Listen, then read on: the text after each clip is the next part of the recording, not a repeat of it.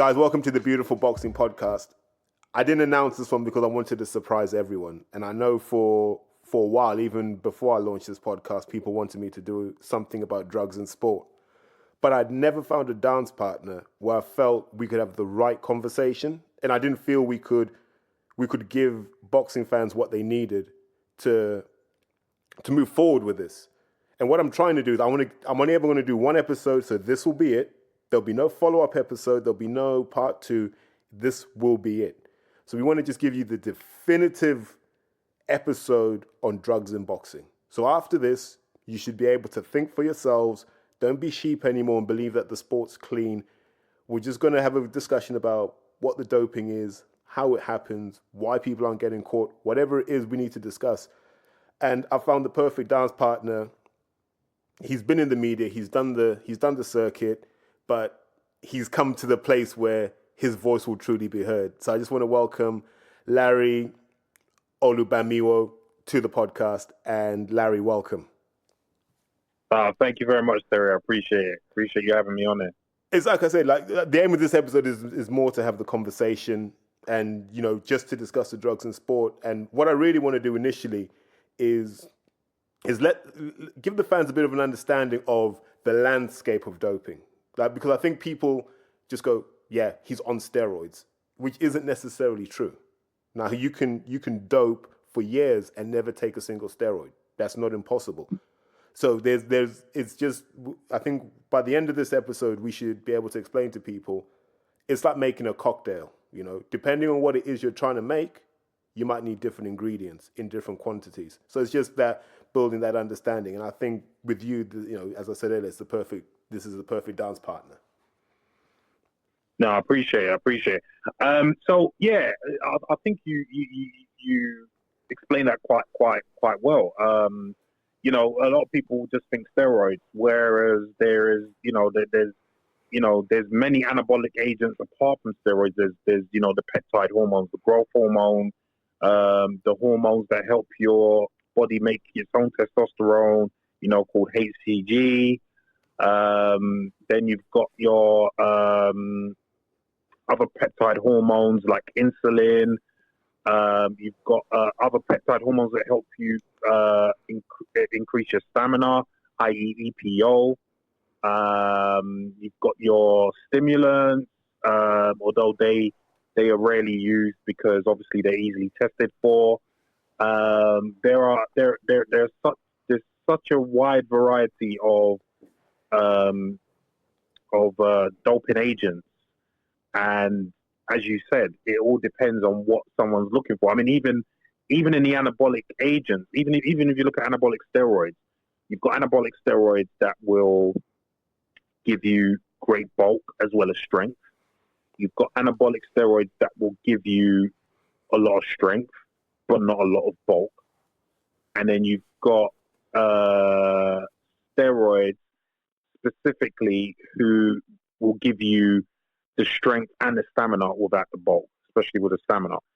So, if you're a heavyweight, for instance, you might want to pack on, if you're a new heavyweight or you're moving up from a weight to heavyweight, you might want to pack on a bit more size. So, you might want to take an anabolic steroid, i.e. like Dianabol or Anapolon, Anadrol, to increase your muscle mass as well as your strength. If you are a welterweight, so you're not looking to put on any muscle mass because you have to make weight, obviously, but you want to increase your strength, you would take an anabolic steroid like Anavar or Winstrol or Primobolan. So these agents will allow you to get strong without putting on too much weight. If you are peaking for a fight and you don't want to put on any, or you just want to increase your aggression for that fight, then you're looking at an anabolic steroid like halotestin, which will not put any weight on you, but it will get you really strong and really aggressive, really energetic for the fight. A lot of fighters take halotestin, not just in the boxing world, but in the MMA world as well. So that's just anabolic steroids. That and then in that field, you can see that there's a variety of agents that will be able to give you different effects And depending on what you're looking for. and it's really interesting, isn't it? Because when you look at how boxers dope and how bodybuilders dope, actually the compounds that bodybuilders will laugh at and go, we don't need that. You actually realize in boxing and other sports, they love them. So you use the example of Primo there. If you remember, I think when they did the baseball scandal, what was surprising was how many baseball players were on Primo. I think Barry Bonds was accused of it and Alex Rodriguez, who were at the top Yeah. of the sport. Yeah. And so, it's literally horses for courses. So the doping profile of a bodybuilder is different to a doping profile for a powerlifter. And to the common man, you'd think they'd be doing the same things. Just like Yeah. the doping profile for a bodybuilder and the doping profile for a boxer are completely different because they need different things. Yeah. Yeah. I would even go so far as to say a doping profile for a heavyweight boxer is going to be different for a doping profile for a welterweight boxer, because again, they need different things. Even though they're in the same sport, they do need different things. So it will be still quite different. So you see, it's not a cookie cutter sort of a thing where you take this, take that amount, and that's it. It's very specific, and this is why the guys at the top of any sport will employ professionals, like i.e. doctors and chemists, to get the right protocol for them and make sure that they can pass tests. And it's fascinating as well because if you look at how the sports evolved, I always like to go back in time, and Yeah. if we go back to like the origins of doping as we know it, I know people can go back to the ancient Greeks and the herbs and stuff that they used to take before they'd wrestle each other, but I'm talking about more the modern age, like almost the manufactured doping. That goes back to the Nazis, where the Nazis were trying to create super soldiers. Oh, yeah. And so the research into testosterone and its benefits in terms of being able to create super soldiers starts there, along with compounds like the amphetamines and so forth. And so the Russians took that to another level and said, okay, but we need something better than testosterone because we're getting a lot of the effects we don't want, i.e. the androgenic effects, and not enough of the effects we do want, i.e. the anabolic effects, so the muscle building and the strength gains and the bone mineral density.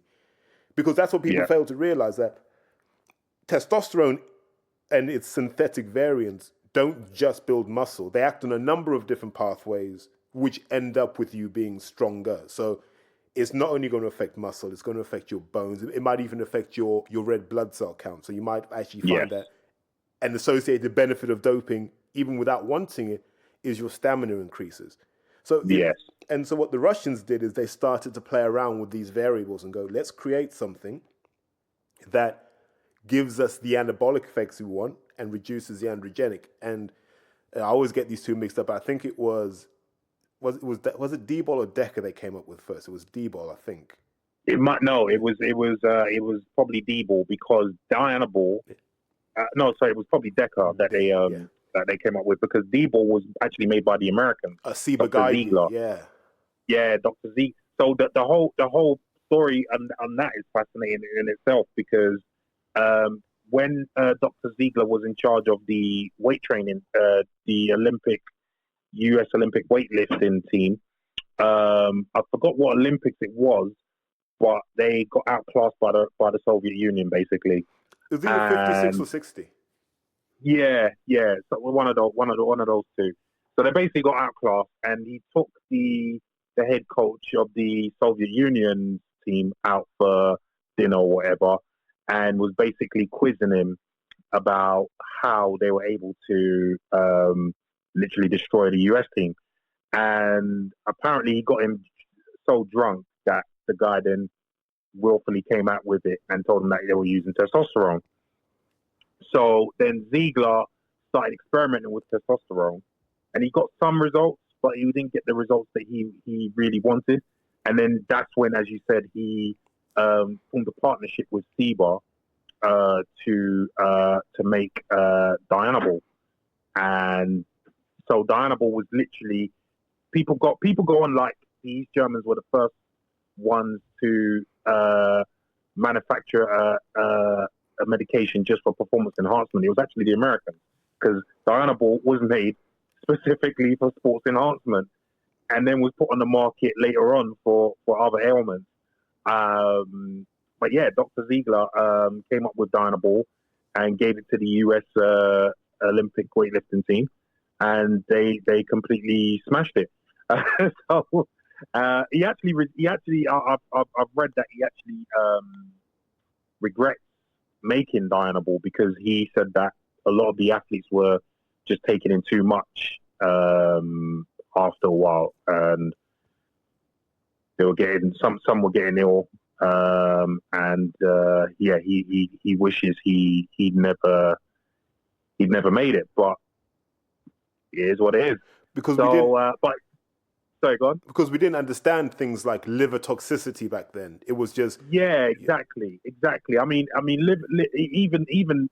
now it to be honest, liver toxicity is an overplayed thing in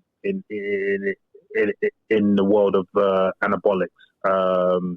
But yeah, it is a factor, but it's easily remedied nowadays. But back then, obviously, they didn't really know too much about that. But going back to what you were saying about doping before Ziegler, when the Nazis were doing it, isn't it fascinating how apparently Hitler was known to have used testosterone and amphetamines as well as his troops, and the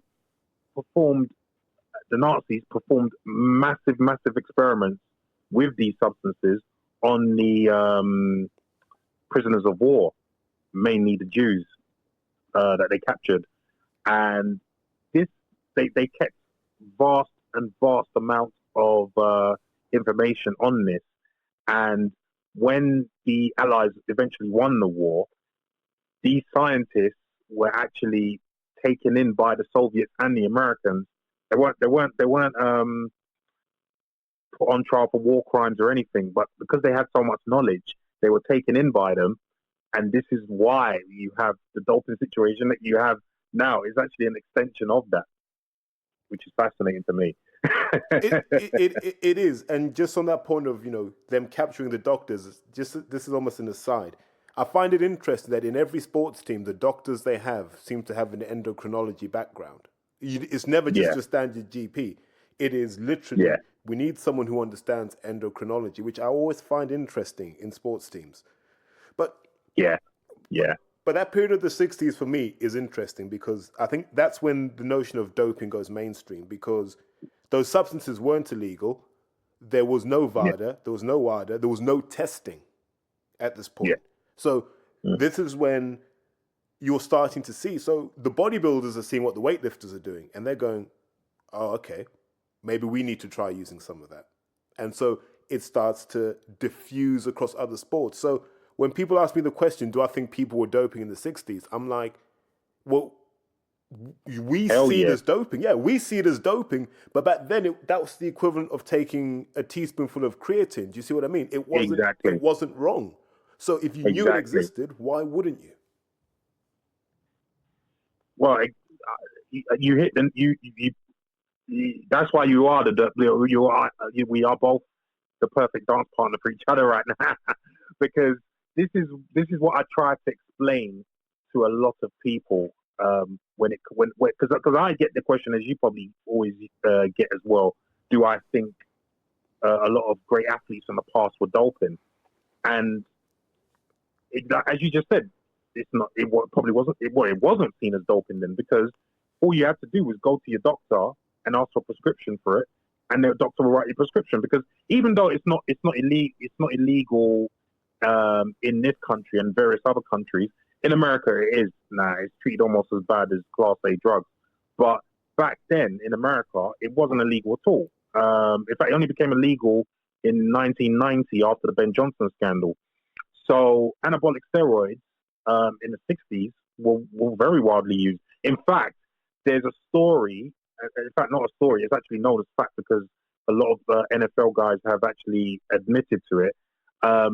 In the 60s, a lot of the NFL teams used to put, when they used to have camps with their teams, and obviously everyone wake up for breakfast, they would come to the breakfast table and they'll see a huge bowl filled with Dianabol tablets. And that's where the nickname Breakfast of Champions came from. That's where the nickname Breakfast of Champions came from, because the NFL team had literally bowls of it on their breakfast table with their cereal, whatever they were eating, and yeah, they were told to dig in. So yeah, that's where the Breakfast of Champions moniker came into it. But yeah, so if and as you said, it trickled down because a lot of bodybuilders were weightlifters at the time. I mean, bodybuilding is not like how it is now, with the freak show that it is now. A lot of bodybuilders back then were actually athletes. So there are a lot of bodybuilders competed in weightlifting, competed in powerlifting. Even Arnold competed in powerlifting and weightlifting. So that would have crossed over very easily. And then obviously you had your shot putters and discus throwers, involved in the weightlifting and powerlifting as well. So it would have trickled over into that. And then obviously you had some sprinters who were extremely powerful, who were doing weight training or weightlifting, and it trickled down into that. So you could see, like, slowly but surely, that there was this trickle down effect. And then obviously when athletes were using them and saw that they were effective, then they will carry on using them, pass it on to the next one, and pass it on to the next one. And that's how it became rife. I mean, I remember reading in Charlie Francis's book, Speed Trap, about how he got involved in using substances at first, in the late 60s and early 70s. And it was a very similar story, and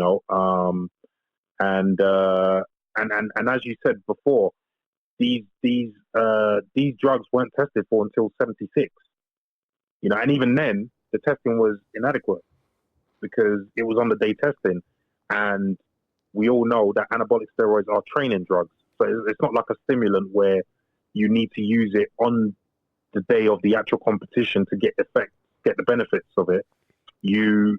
Anabolic steroids or peptide hormones are training drugs, so you need to train harder during a certain period of time to get its effects, and then you'll see the effects down the line in competition. So yeah, it's naive for anyone to think that any athlete during a period before it was banned wasn't using them, because again, like you just said, it was just like using creatine.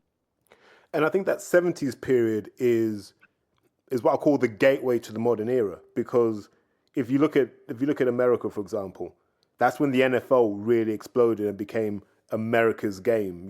You got color TV, you got larger than life characters, and these guys are, even in college, I think they've all, when you watch these documentaries, the American football players admit that they were even taking stuff in college. Some were doing stuff in high school. And there's that period in the 70s where in the US, it became a thing. Like, you just took steroids. If you were around the Gold's gym scene, Venice Beach in the 70s, around Arnold, you just took them. Even if you weren't a bodybuilder, you took them to look like Arnold. And then in the East, the Russians led the program. The East Germans took it to another level, where they productionized the whole performance enhancement culture. So from actively selecting people who would be good athletes, getting them to breed in a lot of cases, and then with those offspring, starting to push them through the doping program. I think the East German doping program is probably, as cruel as it was, it's probably the best documented program in terms of PEDs. And actually, a lot of what they did formed the blueprint of what came afterwards. So it's that period there from about 76 to 84 when it became really like industrialized. And then obviously in America, you had the guys with their underground. Who was it? Dan Duchesne with the underground steroid handbook? Yeah. I remember that. Still got a copy of that, actually, yeah. And then Yeah. that's when it was accessible to a lot more people. Now you didn't have to be around the few people that knew. You could be out in your own little part of the world experimenting. And so I think that almost takes us to that period in the 80s now where you had the addition of growth hormone. Like now, if you remember, the original source of growth hormone was cadavers. Like you took it out of Yeah. dead bodies, Yeah. and so they had to stop that because people got infections from using Yeah, people were getting infected with CJD, Creutzfeldt-Jakob disease, mad cow disease, basically. from Yeah, using cadaverous growth hormone. So then the powers that be invested a lot of money in synthesizing that, and then that became the one yeah, that was interesting. And people shine the light on Carl Lewis, don't they? In that sense, where they say, yeah. "Why is a grown man, wearing braces all of a sudden?" Braces, yeah. See, I know. That's how I know you know your stuff. In fact, if you remember clearly, the whole Santa Monica track team all had braces. Him, Leroy Burrell, Dennis Mitchell. They all, even the females, they all had braces. Yeah, because they were early adopters of that growth hormone, which was, Yeah, and it was at that time that was still theoretical. Well, if you just inject cadaverous growth hormone, you will get the benefits too. And yeah, and then so you get to that watershed point in terms of doping. Ben Johnson running 9:79 in the 1988 Olympics, which when we look back on it, you almost look and go, I don't believe anyone was clean in that race, because history's gone on to show that. Because what was the 1, 2, 3? It was Johnson, Lewis, and Linford, wasn't it? With Dennis yeah, Mitchell fourth. yeah, yeah. Yeah, I think Dennis. Yeah, I think Dennis Mitchell was no. Calvin Smith was fourth. Ah, Yeah, Calvin Smith was probably the only clean guy in there. Probably. Yeah. Yeah, but that race has now been called the dirtiest race in history. Although I disagree with that because I think there's been a lot more dirtier races than that. But obviously it's well known because of what happened with Ben Johnson and yeah. I mean we now know Carl Lewis was doping doping his eyeballs out. Linford was doing his thing. Patrick Stewart from Jamaica was doing his thing. Dennis Mitchell was doing his thing. He's been caught. All of those guys. I think apart from Calvin Smith, that's why I say probably wasn't doping. But again, that doesn't mean anything if you haven't been caught. All of the guys apart from Calvin Smith had been caught at some point doping. So one of them also being Desai Williams, who was a training partner of Ben Johnson. So yeah, that race for me. I'll be honest with you. I remember watching that race when I was 10 years old, and I knew then I was going to take anabolic steroids because I remember when the scandal came out, and everyone in my school, and I was still in primary school, obviously by that time, was slating him, and I was the only one defending him. And it's funny that I think back to it now, and I was thinking, wow, I actually defended Ben Johnson at that age. That was a sign that I know what I was going to do in the future. It's a reminder of that scene in Goodfellas where they describe Jimmy Conway as the guy that cheered for the bad guy in the movies. Yeah, that's a very good analogy. Yeah. Although I didn't see him as the bad guy, you know what I mean? And obviously history has shown that he wasn't the bad guy. He was doing just what everyone else was doing. Yeah. In fact, Carl Lewis comes out as the worst person during that era, with his backbiting, his gossiping, just because he was on top, and then Ben Johnson came along and took him off his throne, and he then decided to badmouth and slander the guy. He doesn't. I've never liked Carl Lewis, to be honest with you, and I was so happy when the stuff that came out about him did come out and was documented. Are these the failed tests that they covered up? Yeah, the failed. Yeah. So in the '84 Olympics, it was because that was the first Olympics to turn a profit because it was in LA, obviously, and obviously part of that was Carl Lewis stands for his 4 gold medals. So that played a massive part in them turning a profit. So obviously to not derail that, the Princeton Road, who was the IOC, either IOC president or vice president or whatever at the time, he got the a copy or the printout of the people who had failed tests at the Olympics, and he then proceeded to shred them.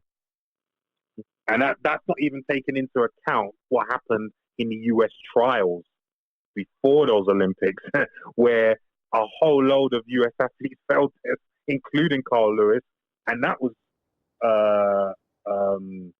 swept under the carpet because obviously the US was hosting the Olympics and they wanted a good Olympics for themselves, which will then go on to what I'm going to talk about later on in the 2012 Olympics. But anyway,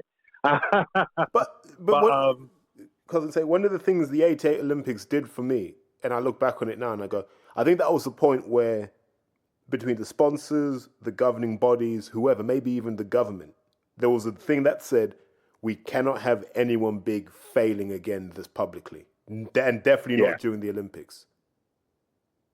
I think you're right there, because I think what hurt Ben Johnson was that he wasn't from a big country, like athletically. So Carl Lewis was never going to get caught at that time. Linford was never going to get caught at that time because the UK and the US were athletically very big countries. They had a lot of influence. There's many athletes from different Eastern European countries that wouldn't be caught. But Ben Johnson being from Canada, which wasn't a country of influence in the athletic world, he was seen as the fall guy. Even if you read Speed Trap, Charlie Francis does indicate that they did have a chance to bribe someone to mess up the test, but in the end, the person didn't want to do it for Ben Johnson. So there's a lot of shenanigans going on at that time. Definitely. Now, if you tie together all the threads we've discussed up until this point, the fact that by the 70s, doping was known across all sports, and that's not even something of debate anymore. And we go into the 80s now. Now you look at the boxers who were popping at the time: your Tysons, your Haglers, your Hearns, your Ray Leonards, your Durans. It's very difficult now to assume that they lived in a small, tiny bubble where they weren't touching anything. Exactly. It's almost ridiculous, isn't it, to say these guys who probably had the hardest job of anyone in sport were the guys that were like, oh, you guys are taking all that stuff and that's helping you perform better? Now we're just going to stay over here running up hills and, hitting bags filled with sand. That's what we're going to do. That's how we're going to get super fit. It seems ridiculous now, doesn't it? Of course it is. Of course it is. And this is exactly what I say to people. And obviously, like you said, these same athletes, like your Sugar Ray Leonards, your Haglers, they're going to be mixing with other athletes, the sprinters, the shot putters, the whatevers. They're going to be mixing around with them. They're going to be in some instances they'll be cross training with them.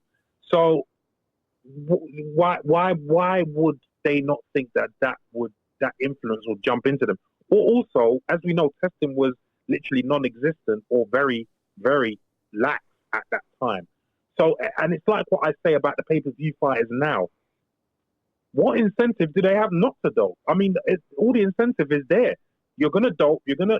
If you dope, you earn plenty of money to feed your family. And this is another thing that really annoys me. Like, people talk about, oh yeah, you've got to do it clean. You've got to do it the right way. Do you think that most of these people that are getting involved in sport care about that? They're caring about providing a living for themselves and their families, and that's it. The rest falls by the wayside.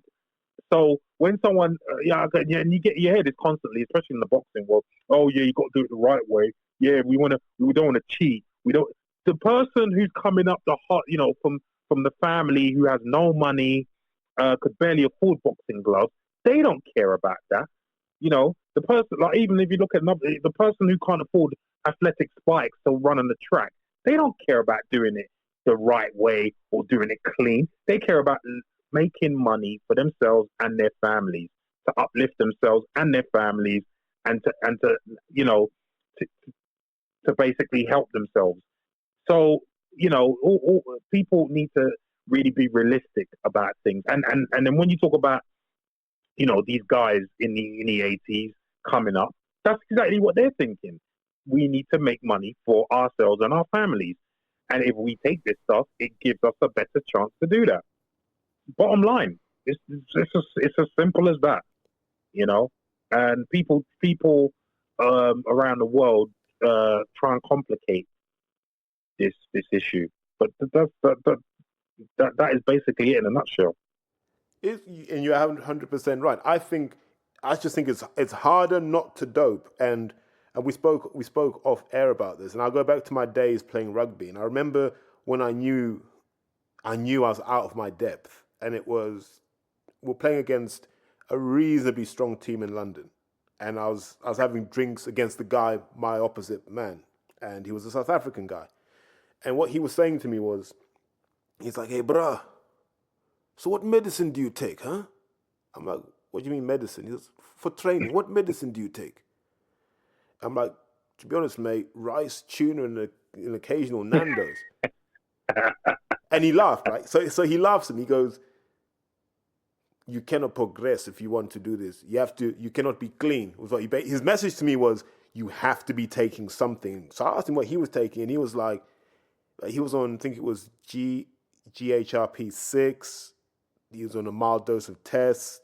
And he was like, it just takes the sting of training, And I was just like, and I'm like, fuck, we ain't even getting paid to do this. And that's when you realize that this is, A, it's everywhere, but B, it took me back to, because I grew up in Southern Africa, it took me back to rugby in the 80s. And like, you'd get to watch some of the South African games. And they always looked more violent than any of the other games. But they were banned from playing rugby against other nations until apartheid came down. Yeah. And for those first 5 years, the Springboks were crushing everyone. They were just stronger, more intense, more aggressive. And it's only when you start to read the behind-the-scenes things, they were doing what the East Germans were doing. But they had that cloak of just being banned from athletics. South African doping was more sophisticated than British doping in the 80s. It was unbelievable. I have a contact who I think I told you off air, who is regularly in South Africa, and he has been for years, and with athletes, and so I knew about that, and you can see, I mean, when you look at South Africa as a nation, they don't when they especially, I'm speaking specifically in track and field, when they actually produce more, they produce higher amount of quality athletes than you would think they're capable of, and I think that is a testament to their doping program. Yeah, they don't play around. Oh, 100%. 100%. In fact, there were some substances which, and it still might be the case now, there were some substances, anabolic agents, which you couldn't get anywhere else but South Africa. So, that plays a part in it as well. And obviously being Africa and you've grown up there, regulations are not so tight over there. You can get pretty much what you want. I'm Nigerian. Obviously, my parents are Nigerian. I've been back. So I know you can pretty much get what you want. That's not a problem. So it makes it. And you see, your story, you're not even getting paid, and people are doing that. So why would people think that the guys who are getting paid aren't doing that?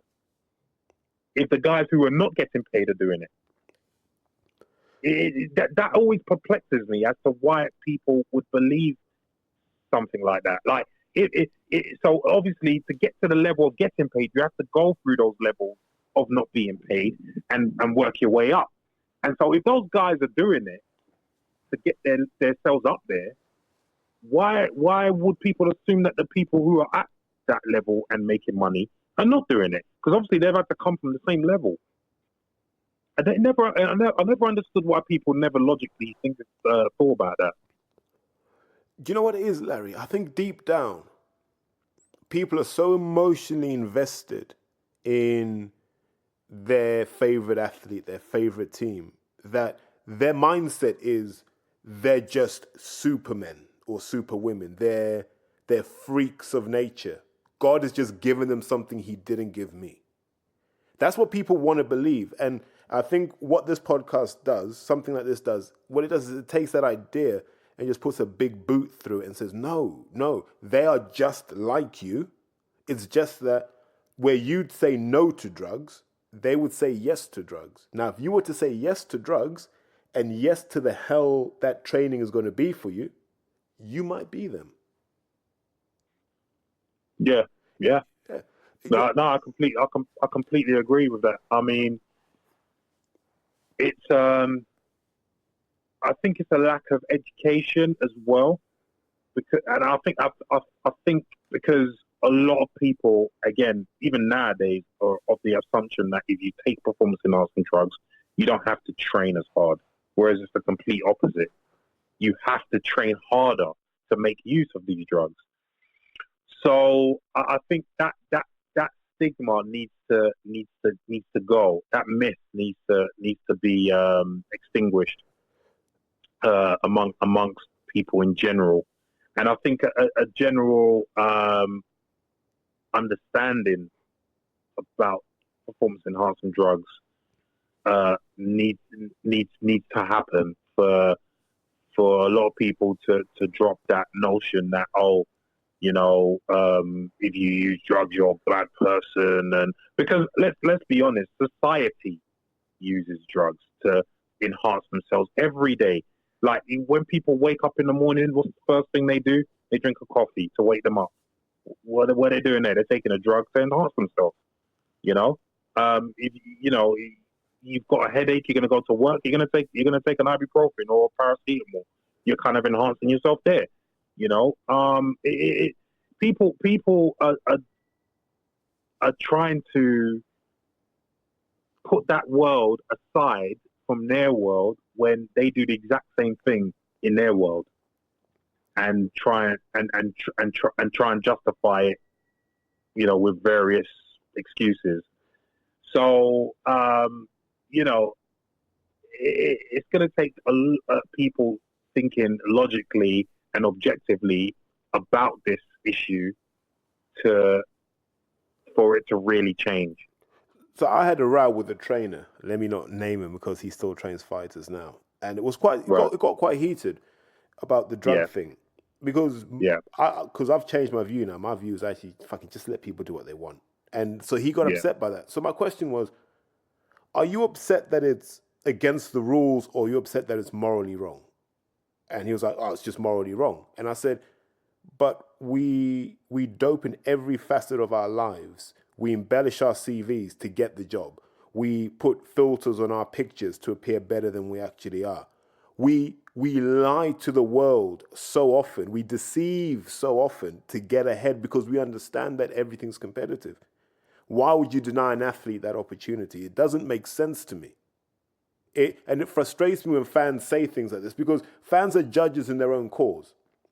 They'll watch football and their player will die for a penalty and they'll go, yeah, that's good play. And then they'll criticize someone for taking testosterone and you go, come on, man, you can't have it all ways. Come on, man. What are we talking about here? Well, I brought this up in the barbershop interview that I did.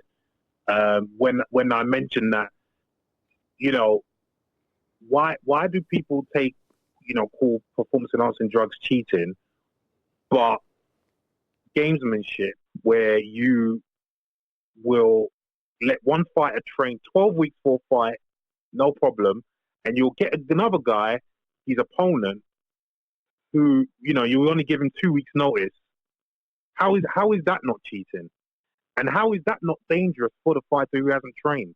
But yet people want to jump on this bandwagon and say, it's going to take a death and pick a death by someone using performance enhancing drugs for people to take this seriously and blah blah blah. Well, there's been many deaths. That theory implies there hasn't been a death in boxing. There's been many deaths in boxing, so that's nothing new.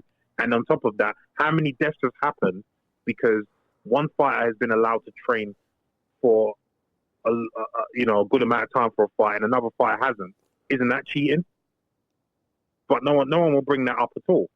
Do you see what I'm saying? And then I also make the point that people like to say, again, there's a couple of boxers in particular that you probably know. I'm not going to mention their names, but they always like to say, oh yeah, as I said earlier, it's going to take a death, by someone who's using performance enhancing drugs for people to take this issue seriously. And I always come to this argument about that. Well, you're talking about someone. Okay, let's say someone uses testosterone and they get stronger, and they have a boxing match, and they in the commission of that boxing match, the opponent gets killed, dies. What's the difference between that and a boxer using creatine, which we know increases strength? There's numerous scientific studies on creatine improving strength. I've used it myself. You probably use it yourself. It works. We all know that. What's the difference between using testosterone and using creatine, which is allowed to augment your strength, and then going into that ring and then causing the death of an opponent? So which one is, so what's the difference there? And the people who always harp on about deaths in boxing, they can't say anything about that. No. The only thing that they can say is, oh, well, one's allowed and one's not. Well, who's the judge of what's allowed and what's not? I mean, they're both made in the body. Testosterone's made in the body, creatine's made in the body. So, again, what's the difference? I don't think there is. I think there isn't. There isn't a difference. No, someone's arbitrarily drawn a line and said you can do this, but you can't do that. And that's always problematic because there's no real logic behind it. It's just we got scared by testosterone, so we're going to ban it. We got scared by GW1516. We're just going to ban it. Without actually trying to weigh it up against, well, does this give you more of an advantage than creatine would? Or does this give you more of an advantage than, a caffeine tablet would? No one ever really does that, and caffeine's not naturally occurring. But you're allowed to use it. But you're allowed to use it. But saying that, funnily enough, they did ban caffeine for a while, but because it's in so many everyday items, they had to reinstate it. Same thing with, not same thing, but they were actually, when creatine first came out and all the studies came out that it worked, they were actually going to ban creatine.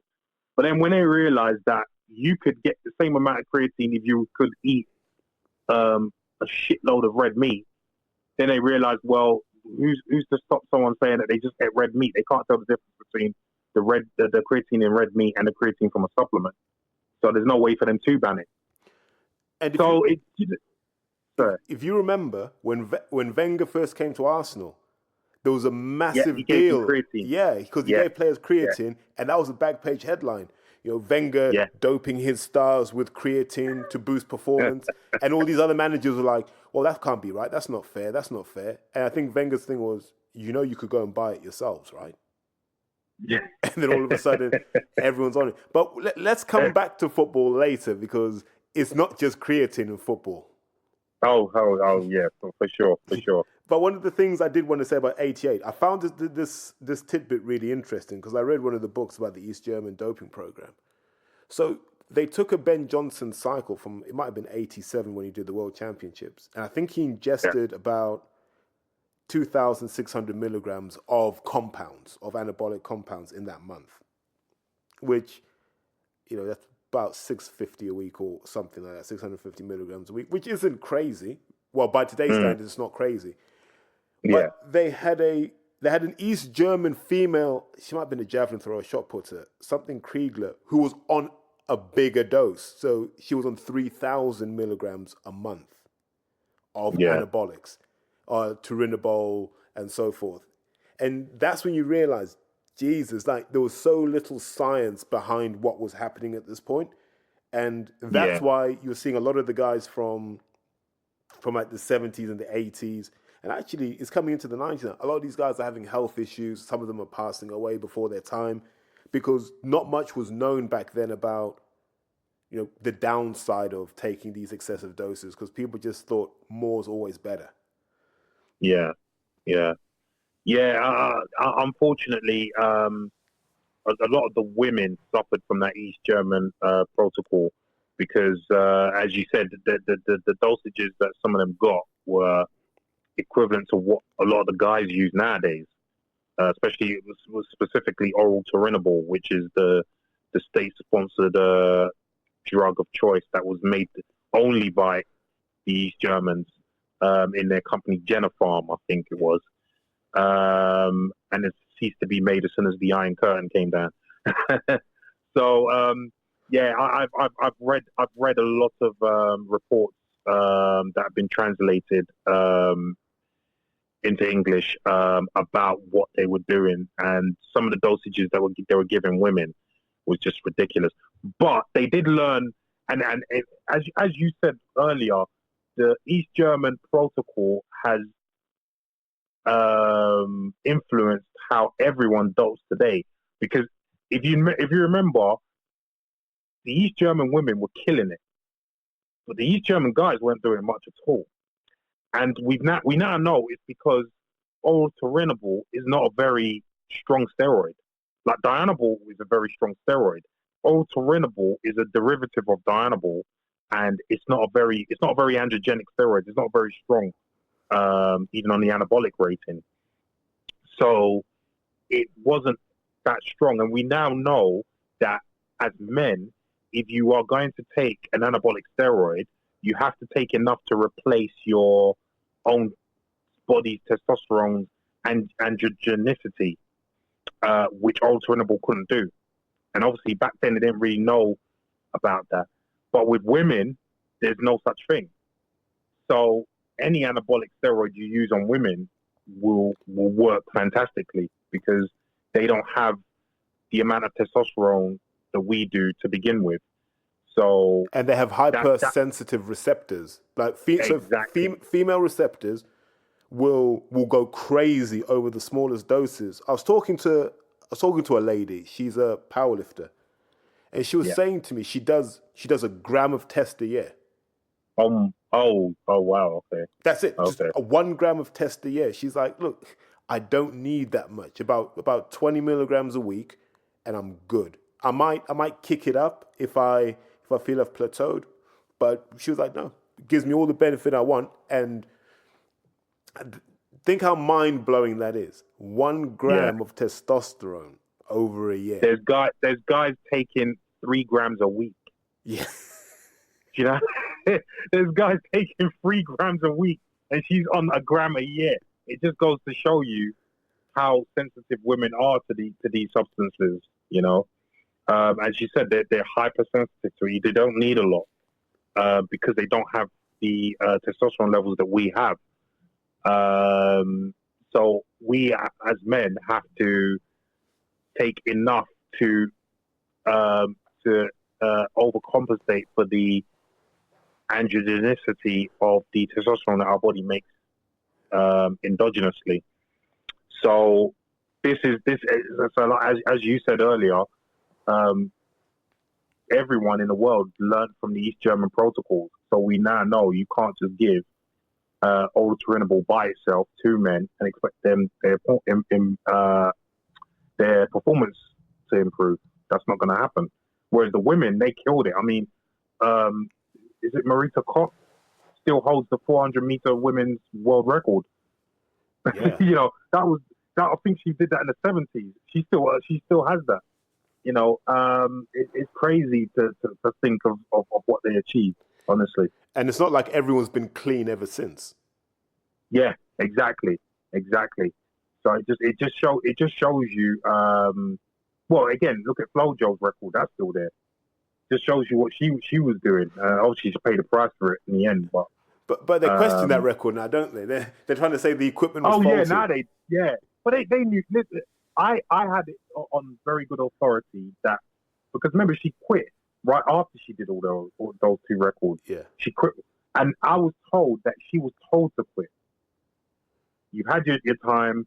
You've overdone it. Now you need to quit because if you remember clearly, her was it her husband was Al Bobby Joyner. Kersey. Was it Al Joyner? Oh no, Al Joyner. Sorry, but they were all involved. Bob Kersey, Al Joyner. They were all involved in the same training group. Yeah. And they were known to be involved in like growth hormone and obviously anabolics and stuff. So obviously they overdid it with her, and subsequently it led to her dying because she wanted to make a comeback just before she died as well. But yeah, it's crazy to think of what they were doing at that time. It's crazy because I mean, like we just said, those world records, the 100 and 200 meter women's world records, they haven't even got near that. Yeah. And remember, we're talking about the only the closest person that's got closest to Flo Jo's records is what's her name? She was also banned. Marion Jones. And she didn't even. I mean, she didn't even get nowhere near, but she got the closest to it, and she was doping. Yeah. So it makes you wonder what Flo Jo was doing on her day, and Marita Cox was doing in her day, because it's just ridiculous that with all the knowledge and the drugs that have come out since then, that record hasn't been touched. Even so far to say, if Ben Johnson hadn't put up his hand and looked behind him 10 meters before the line, he might have run very close to what Usain Bolt has run. Yeah. Which would have been mind-blowing. I mean, the time he ran was mind-blowing for that time. But even, if he ran a 9.6, imagine that even up until now, that would have stood, But look at it now, right? 9.79 now will win you a silver medal. If they do their testing properly, 9.79 will win you a silver medal now, or maybe even a gold. Yeah. That's how crazy it is. I was like, one of the stories I did want to touch on about the East German side was one of the things they never talk about, and one of the consequences of their doping program was because they were giving young girls, I think as young as 13, these sorts of doses. The number of abortions that happened in these East German sports schools were ridiculous because all they were doing was shagging like rabbits because everyone had these elevated testosterone levels that were just sneaking into each other's rooms and girls were getting pregnant. So one of the untold tragedies of the whole thing is the number of abortions that came as a result of, the doping program. Yeah. Well, that still goes on to this day. I mean, I still keep in touch with quite a few athletes on the GB team and a couple of others on internationally, and that every Olympics it's like that.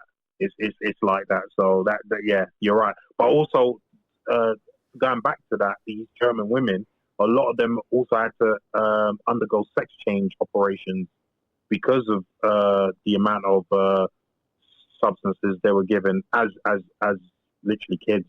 Like you said, you're talking about 13, 14-year-old girls given anabolic steroids in high dosages. It ruined a lot of them. And I've always, while I'm a proponent of athletes using performance enhancing drugs, I've never been a proponent of women touching anabolic steroids.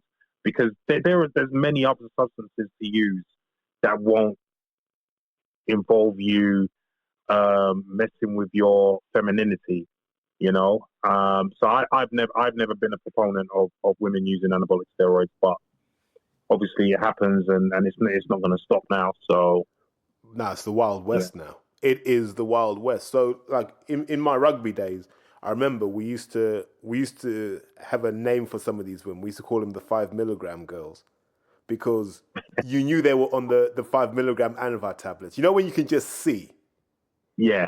Yeah, you just see them.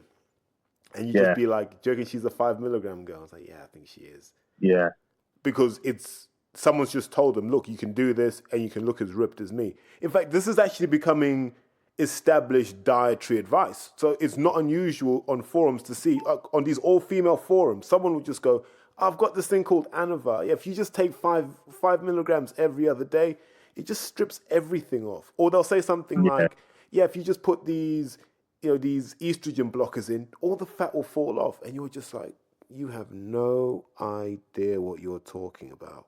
Jesus. Yeah. Yeah. Yeah. And we're not even talking about competitors. No. We're talking, like you said, we're just talking about women who just want to lose a bit of weight, put on a bit of muscle, and they're talking about using Anavar. They're talking about messing with their femininity, using literally a male hormone to lose a bit of weight or to put on a bit of muscle. Like so I question the sanity of these women sometimes. Do you know what I mean? Because it's different for a man. I mean, you're just adding to your maleness. It's not as long as you don't overdo it, it can actually be increase your health benefits. But with women, and especially women who don't compete, I like you said, I see that all over the forums, and I mean, there's so many other substances that they could use that wouldn't give them that the androgenicity that anabolic steroids can give them, and they still, for whatever reason, choose to go that route. When the price of growth hormone drops to what you can get peptides for now, just watch how this world changes.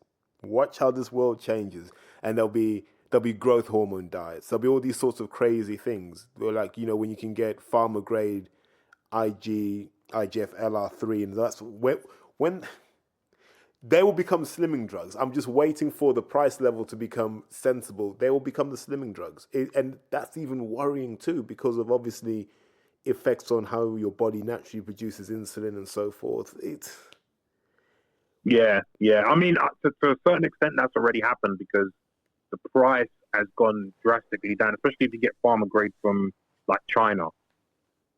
It's gone drastically down. So I already see, because good in the 90s, it was only the elite of the elite athletes in whatever sport that were using growth hormone. Now, even the every Tom, Dick, and Harry who just walking into the gym wants growth hormone, and are getting it too because it's that cheap now. So it's good. But you're right, it's going to get to the point where it's even cheaper than what it is now. And it's just going to be, like you said, the HCG diet. Now they're going to have the HGH diet. And yeah, I mean, people in general are inherently lazy.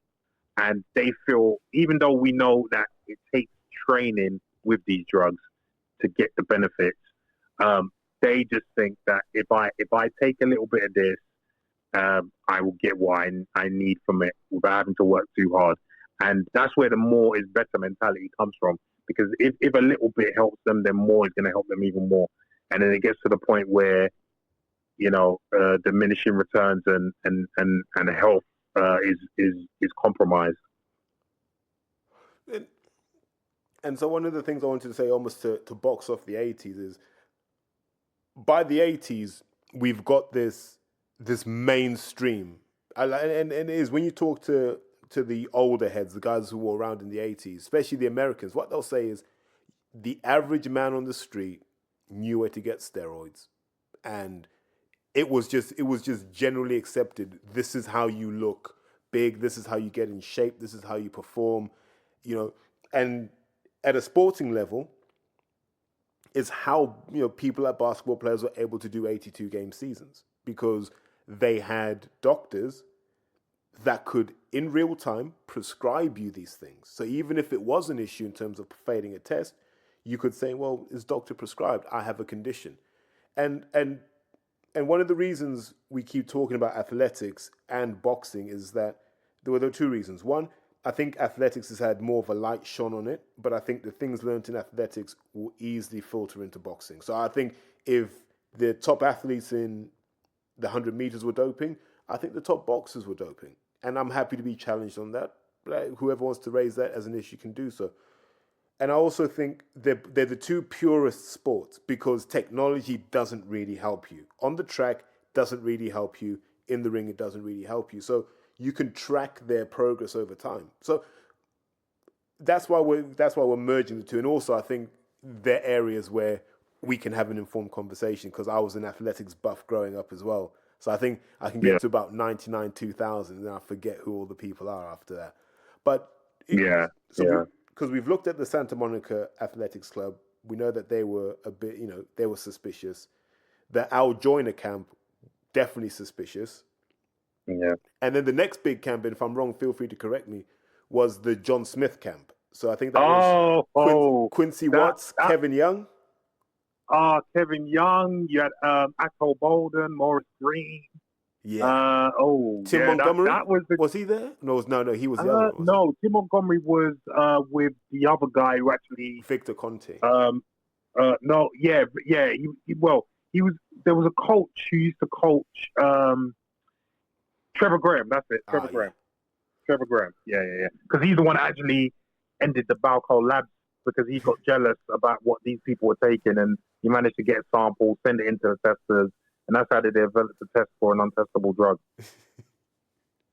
But so the John Smith thing as well. And I can remember being a kid, and I watched. Was Butch Reynolds part of that as well? No. Yes. I was. Yeah. I think he was. Yeah. Because he's always my benchmark for doping. I always say that guy, who's considered to be the most powerful 400-meter runner we've seen, he did 43.28, doping his eyes out in 1988. Yeah. And then Quincy Watts ran 43.50 to win the gold medal in Barcelona. Yeah. Which is still my favorite run by any athlete ever. I'm a big Quincy Watts fan. And then you had Kevin Young with the 11, Spider-Man, 11 stride change down. Yeah. It was only him and Ed Moses that have ever done that. Yeah. And you look at that, and that record still stands. They haven't come close to that. Still stands. No one's gotten close to that. Exactly. And this is again what we were talking about with the whole FloJo thing. Like, do people not think? With the advancements in training methods and diet and supplementation, do people not think that people should have at least gotten close to that by now? Yeah. The obvious answer, is staring them in the face, and they don't want to admit it. Yeah, and it's that 400 era. I always look at, and it was heartbreaking when you're like, I think they were all doping. Quincy Watts, when Butch Reynolds came back, obviously. Well, I'm going to put Michael Johnson in there because I suspect. I can't say for a fact. I suspect because that running style shouldn't be getting the results it does. Because if it was that effective, we'd all be running that way. Oh yeah. So there was him. Who else was there? Antoine Maybank. Oh, geez. It's digging out the classics at this point now. Yeah. Because I remember one guy that I used to admire, but he wasn't around for too long. Tyree Washington. Yes. He always used to wear the headband. Yes. Yeah, I remember that guy. Yeah. Was always number 3 in the 4x400. That's it. Yeah. Because remember where the Brits were at this point, right? So you've got guys like Butch Reynolds running sub 44s for fun. Roger Black, Dave Grindley, Dwayne LaDeja, all struggling with 44.50. Yeah. There was a clear second. And I'm like, I'm sure these Brit guys are taking something. They didn't look like they were, but they did. Oh, they were. If you remember, I can't remember his name, but before Roger Black, there was another British guy who was actually like the top British guy. He was actually one of the best top 10 in the world. It was Dave Brindley. And he got done, wasn't it? No, it wasn't Brindley. He actually got done for, I forget his name because he hasn't come up in years, but he actually got done for trying to ship in a whole load of anabolic steroids from Mexico. Wish I knew his name, but he actually went to prison. And he lifted the lid on what him and a whole load of athletes were doing. So it's not Roger But Black. yeah, It's not Dwayne it, Ladejo. It's no, it was before Roger Black's day. It was before Roger Black's day. Um, let me.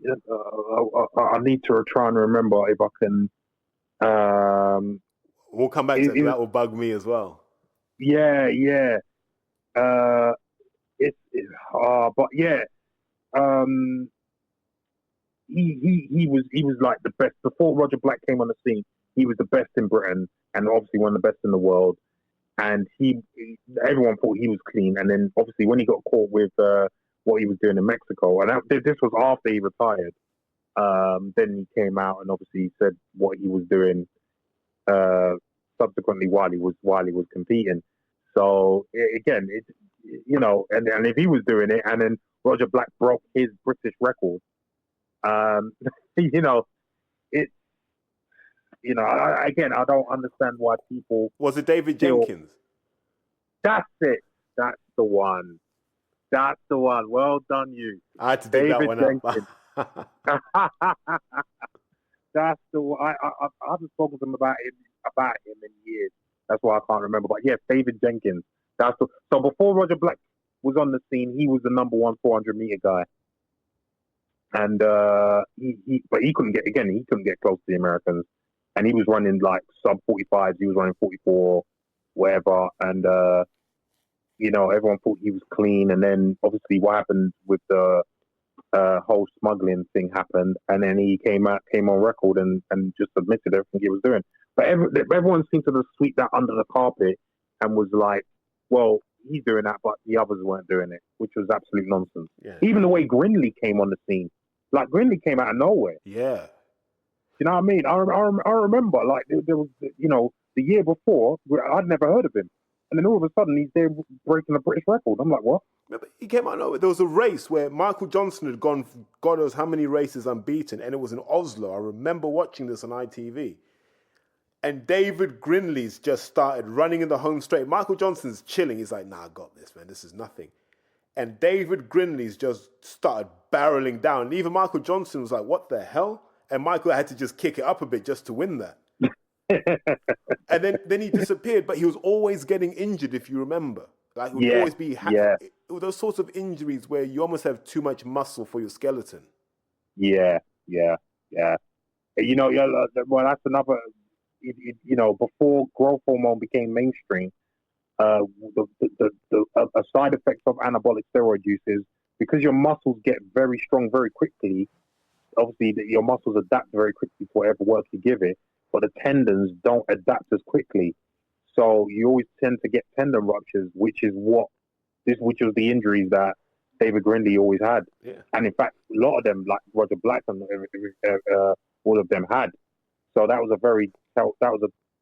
a telltale sign of what they were doing at the time, because growth hormone hadn't become mainstream at that point.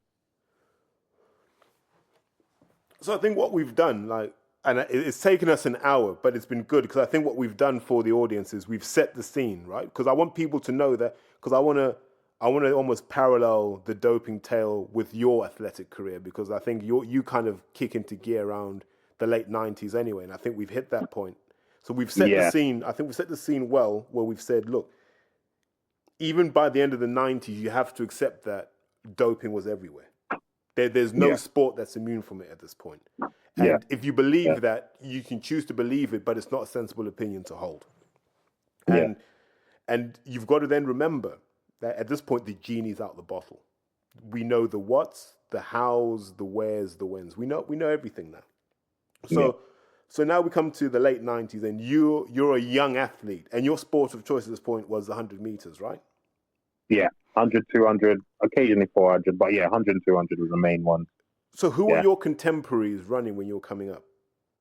So Dwayne Chambers, I used to compete against Dwayne Chambers, but I say compete, but it wasn't very competitive, because even though I was running 10.7 at the time as a junior, which is very respectable for 100 meters, and I tell the layperson, and they were like, wow, you should be going to the Olympics.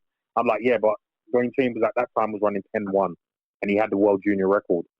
And people, I know you would know, but generally the general public doesn't realize that the difference between 10-1 and 10-7, even though it's only zero point 0.6 of a second, in 100 meters, that's a world away. You'll never close That's that a gap. world away. Yeah. I think you'll know this. If you're a 10-7 runner, you will never be sub 10. If you're a 10-1 runner, you will you will have to be terrible not to be a sub 10. Yeah. Yeah. Exactly. It's ruthless like that. Yeah. So even and remember, I was using stuff at that point. So I knew I wasn't going to make it as a top sprinter. I'd be a respectable sprinter, but I wasn't in it to be a respectable sprinter. So, yeah.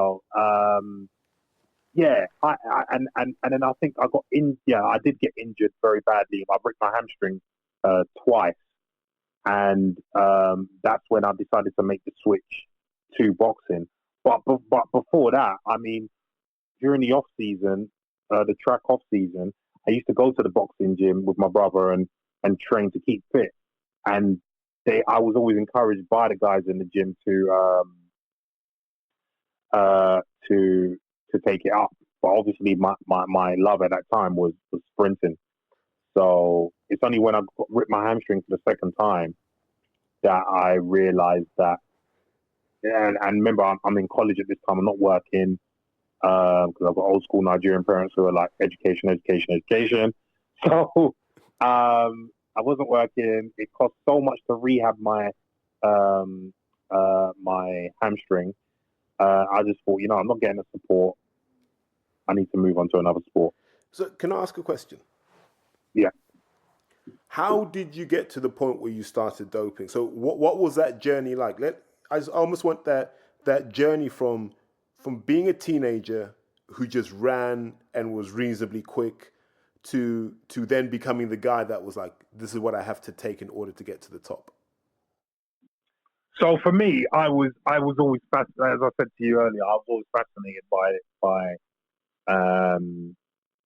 performance enhancing drugs from a very young age. I was very curious about it from a very young age.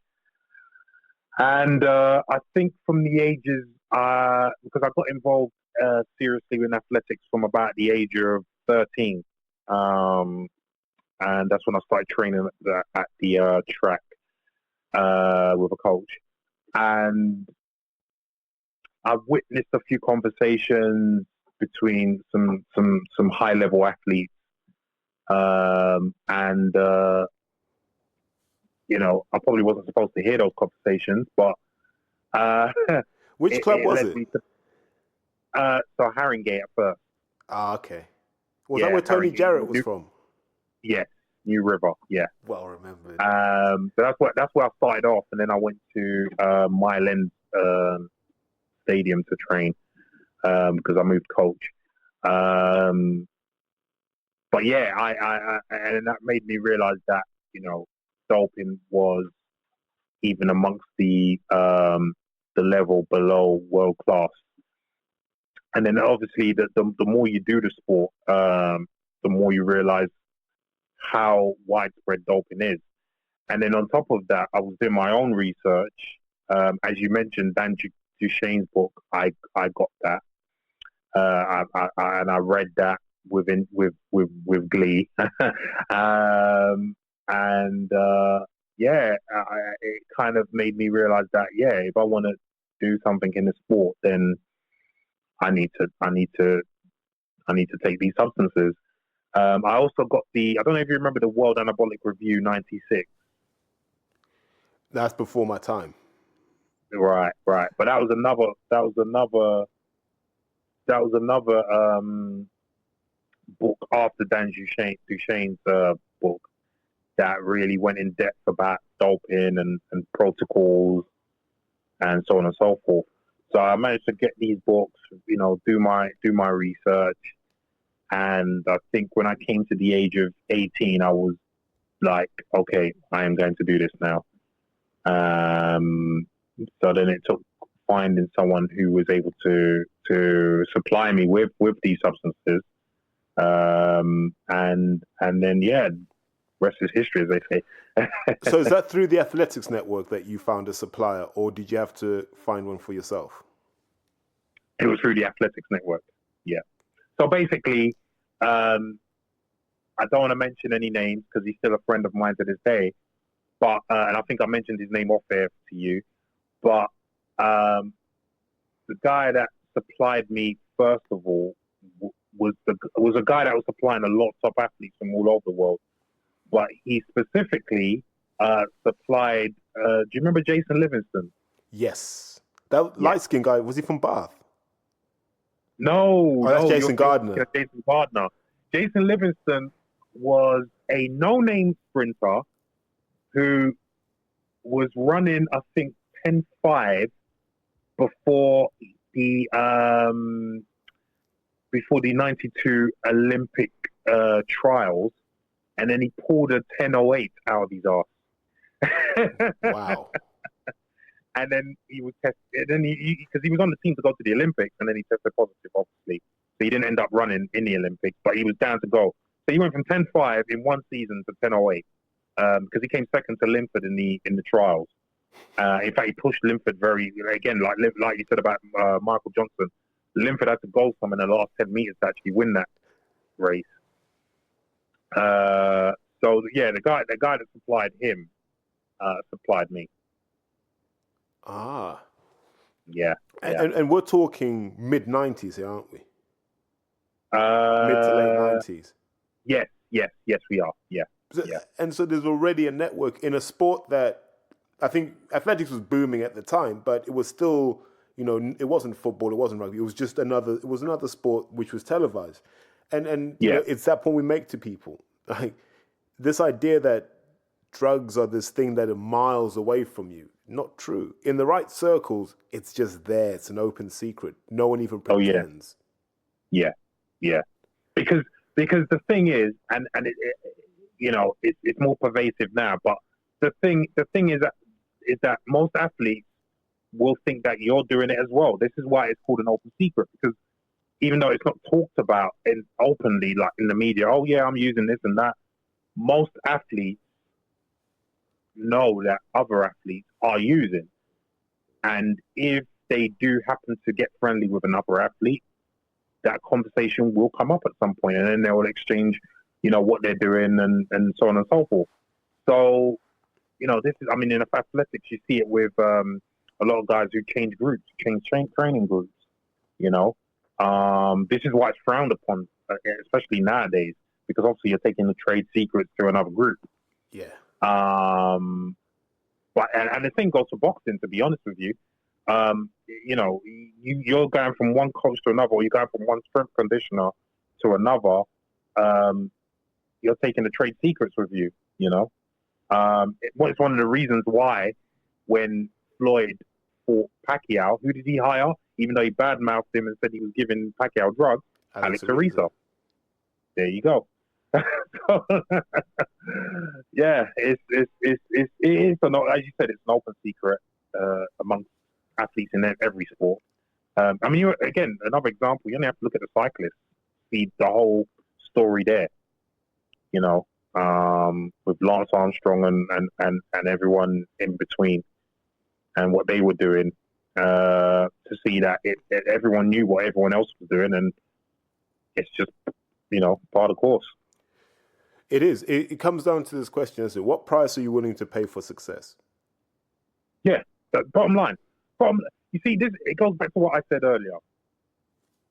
Athletes, when they're doping or when they're thinking of doping, they're not thinking of morality or I need to play fair, but all they're thinking of is I need to provide a decent living for myself and my family, and if these substances are going to help me do that, then I'm going to take these substances. That's it.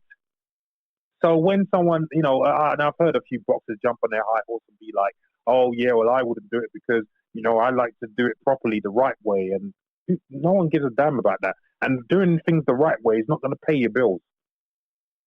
It's not going to pay your bills. So, yeah, you carry on with that attitude, because most other athletes, who are in this game are not thinking like that. And it's funny because, you know, ever since I've been caught, and I still get these questions to this day from boxers specifically, when I go into gyms and train, because I still train in gyms now. But I get a lot of boxers coming up to me, well-known boxers as well as you know, small hall boxers. You know, what do you think I should take, or do you think it's worth me doing it? And some of the well-known boxers are well-known anti-doping anti-doping advocates, but privately they're saying to me, yeah, I even had one guy who I'll probably tell you off. Well, I will tell you off there when we finish this. I had one guy who I was training in the same gym as, who's very well known in this country. Wasn't a world champion, but very well known, for world titles. If I could get away with it, I would do it, but I don't feel I can get away with it. So that's the only reason why he didn't dope, and I believe he didn't dope. This person in particular, I believe he didn't dope. Or more than likely he didn't dope, should I say, because I don't 100% believe anyone right now. But yeah, he came up to me and he said, if I could get away with it, Larry, I would do it without question. I think I think I know who it is, but we'll speak about it off air. Yeah. But you know, it's and then I get other guys, and other guys are coming up to me, you know, especially the small hall guys, and they're like, should I do it? Should I do it? And I'm like, look, I can't advise you to do it or to even not do it. I said, you need to make your own decisions. You're an adult. You need to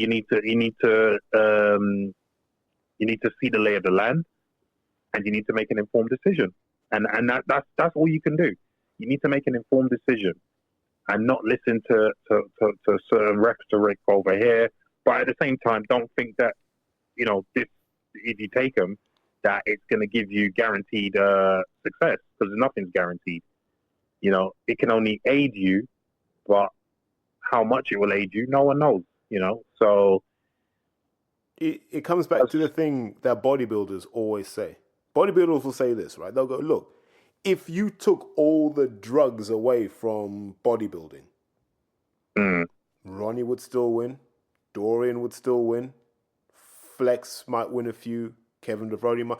Basically what they were saying was the same people would win, because the people you see there aren't necessarily the people who took the most drugs, because the drugs are freely available. You can take as much as you want, run yourself into the ground. It's who can train consistently with heavy weight and high intensity the most. And steroids can enable that, but your genetics will dictate how far you can go with that. So Ronnie Coleman would win with or without drugs. So is the example. Lance Armstrong would probably have won with or without the drugs. And I think people forget this. They think the steroids are a shortcut. No, the steroids are literally, from the way I understand it, it's, look, I'm doing 100 units of training a month and I'm giving it everything, but my brain tells me I can do more.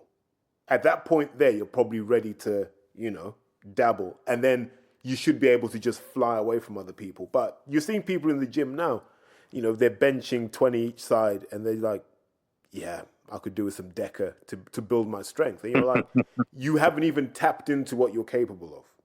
Yeah. And you get a lot of that in boxing. A lot of people in boxing, I had a podcast last week where I said it. Most boxers are lazy and they're looking for a shortcut to get to that world title. They don't want to put work in. That's why, to be honest, it's a sport that I say to people, if you can avoid it, because you're dealing with people who don't really want to work for it. You know, they're not very self-directed, and I think that's one of the challenges. But we're just to bring it back for the audience. So we're at the point now in your life where, in terms of you now understand doping, you're probably one of the more knowledgeable people, probably at the time, probably in sport on how you do this. And then you step into the world of boxing. So when you step into the world of boxing, from a PED doping perspective, what do you initially see? So you've got to remember also that by that time, I also have my degree in pharmaceutical chemistry. So you're right. I probably was one of the most knowledgeable people in sport at that time, not just in boxing. So stepping into the boxing world, even as an amateur, I knew what was going on as an amateur. I remember I had a conversation with a super heavyweight at Repton called Damien Campbell, and I'm going to mention. I don't like naming names, but I'm going to name his name because I'll tell you why in a minute. So I remember I had a conversation with him during a training session where he was like, "How did you get so ripped?" And you know me, I put in lots of work. I watch my diet, and which isn't lies. You know, it's true. And then he started coming to me with all these names of all these anabolic steroids. Like, what do you think if I take this and I took that? Nah, he was one of these lazy guys. He had loads of talent, but one of these really lazy guys. So I said to him, listen, you need to sort out your work ethic first before you indulge in any of this. Do you know what I mean? And I didn't let him know what I was doing, but obviously they all suspected, and again, open secret. And if they asked me, I wasn't going to deny it, because some people did ask me, and I told them what I was doing. So it wasn't hidden. You know, if people did come up to me, I would say in the club. But yeah, so this particular super heavyweight then came up to me with all these names. So obviously, if he's obviously done research to come up with all these names. So I don't know if he doped or not, but who's to say he didn't dope? Because obviously he asked all these questions. He wanted to know how I got my physique. He's coming up to me with all these names. Obviously, I didn't give him the information that he wanted, but he probably got it somewhere else and probably did his thing. Now, he didn't get anywhere because he turned pro but didn't do anything. But again, this just shows how pervasive it was even in the amateur level. So and the thing is, coming into boxing as an amateur, I knew a couple of amateurs who dabbled. I wouldn't say they were big users, but they did dabble in performance enhancing drugs. So and again, you had a lot of guys who were cross training with athletes in the track and field world. So you hear things, you see what's happening. You got the same suppliers, you know who's using what. So going into the boxing world, even as an amateur, I knew what I had to do. So what was being used back then? So it was mainly anabolic steroids, because I think at that point you were talking about when I came into amateur boxing, we're talking about 2005. Growth hormone was still quite expensive. EPO was still very expensive. So you're looking at your anabolic steroids, basically. Your anabolic steroids, and if you had the money, you could indulge in growth hormone. But I think EPO. Yeah, because I was going to say, at that time in rugby, 05 in rugby, you had your test base with one other. Now, it was normally a hardener because testosterone gains are quite wet gains. You carry a lot of water, but you need something that's going to dry you out. I think a trend will probably dry you out. And then you had GHRP 6, GHRP 2 that were being used to give you an additional growth hormone spike. Yeah. Later on, you then move to something a bit more sensible like ipamorelin. I know some guys were on the semarelin. Yeah. And then you had EPO. And that was what rugby players were generally talking about. In terms of your training cycle, on game day, everyone was on some form of ephedra supplement. Now, depending, were you on 25 milligrams or 75 milligrams was the only question. But the problem with that, and I'll hold my hand up and say, I've tried ephedrine before, and I took 2 25 mil capsules. I had to play 2 games in one day, which is why I did it. And I ran like hell for 2 games. The problem was I couldn't sleep. And then people don't realize this. You wake up the next day and you're in bits because your body's not used to recovering from that kind of workload. Exactly.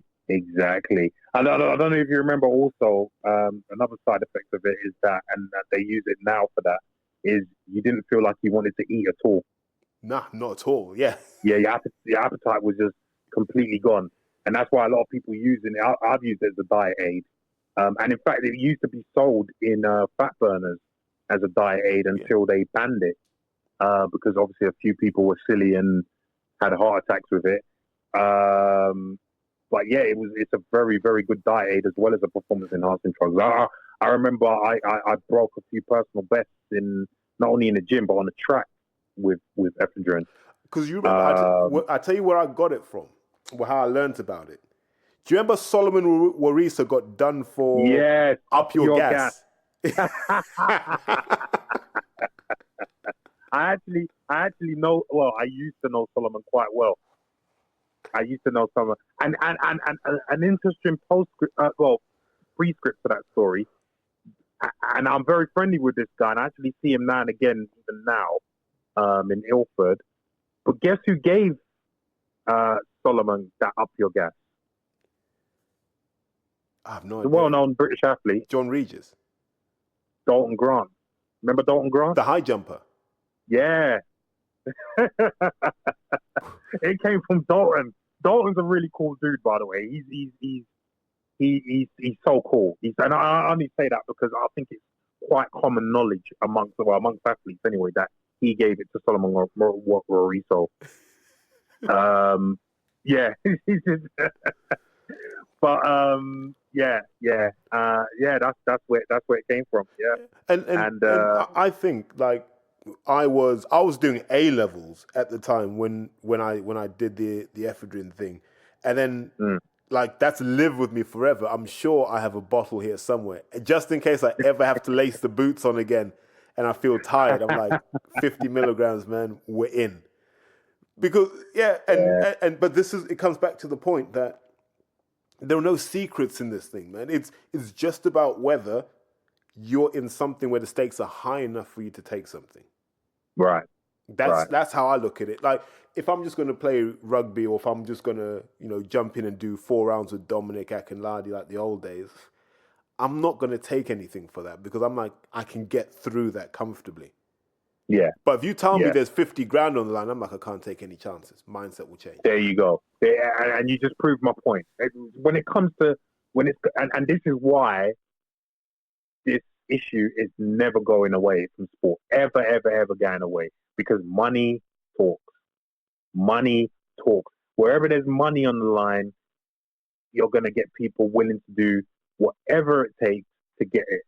And remember, what we mentioned in the past about people doing it without having money on the line.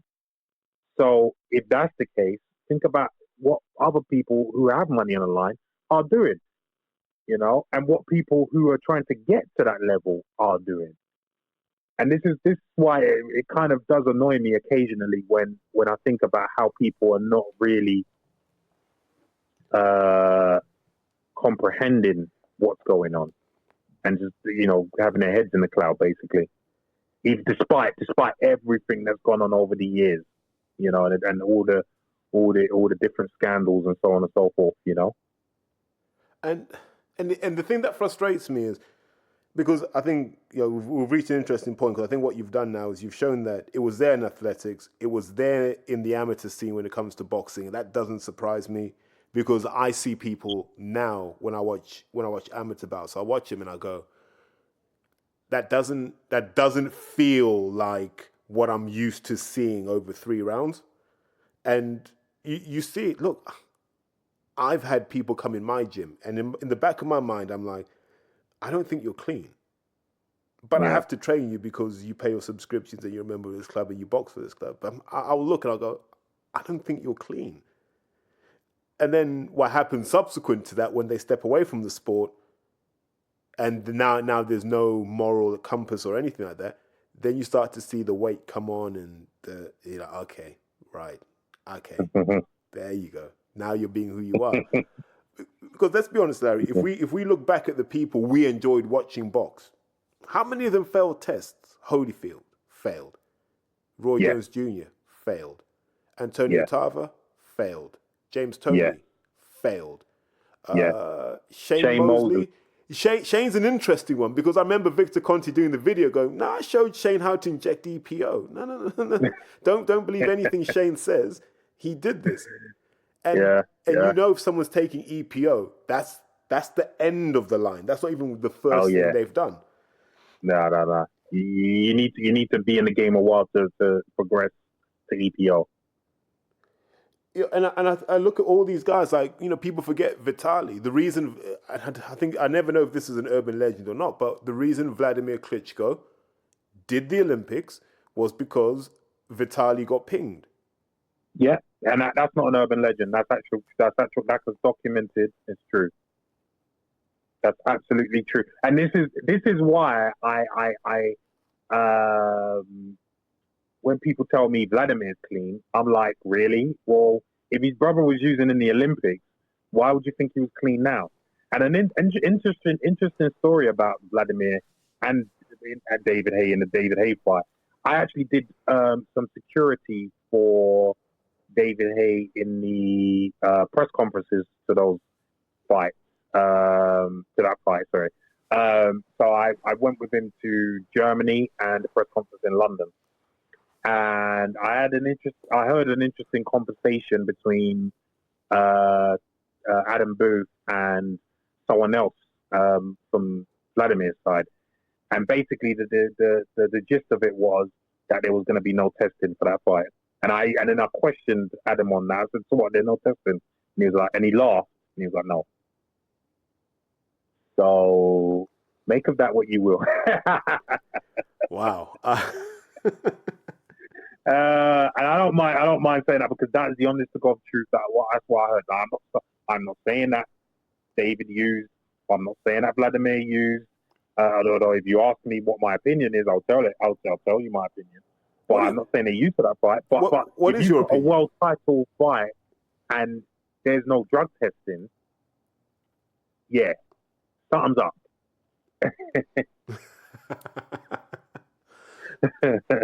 But a lot of people, young boxers look up to, or young fans look up to, or any fan looks up to, a lot of these guys have used, and I am sure, and that I think that list was non-British. So I'm now supposed to believe that the British guys are the ones doing it clean. You know, I'm a big Frank Bruno fan, but someone needs to explain to me how he got to 247 pounds.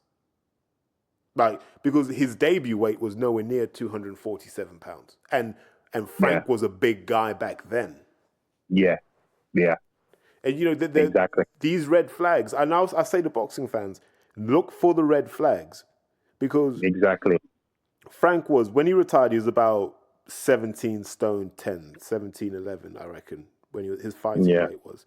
Frank can't be more than 15-10 now. Yeah. Now, I've met Lennox, and Lennox boxed at around 245, 250 pounds. Lennox is still a big guy now. Yeah, he's still. Lennox is one of the few that if he told me that he didn't use, I could believe it. I could believe him. He didn't show any signs of using. Nah, him and Riddick Bowe, I just look at and go, I just think you guys were just big men. Yeah. Now, don't get me wrong. If it turns out subsequently that he did use something, I wouldn't be surprised. But I could believe that Lennox was clean. He's one of the few that I could believe. As you said, Riddick Bowe as well. Yeah, definitely. Those are two guys that I could definitely believe were clean. Yeah. The other guys where you watch, and it's easy with heavyweights, I think, because you just watch what happens to them when they retire. Like, there's some where it's almost like you've just taken the air out of them. Yeah. But I also think it's interesting that you mentioned about Frank's starting weight and what he ended up being, and we all know there's a certain heavyweight that has similar traits to that. Well, I'm not going to mention any names. Feel free to mention if you want. But have we discussed them before? No, we haven't. Thank God. But you see, here's the thing, and being a former heavyweight myself, I can attest to this. The training that you need to do as a boxer in general, and as a heavyweight boxer in particular, is so draining, especially with the cardio that you have to do at such a big weight, that you will tend to lose weight unless you're actively eating in a calorie surplus. Now, if you're eating in a calorie surplus and you're putting on weight despite doing all this training as a heavyweight boxer, your weight is not going to be pure muscle.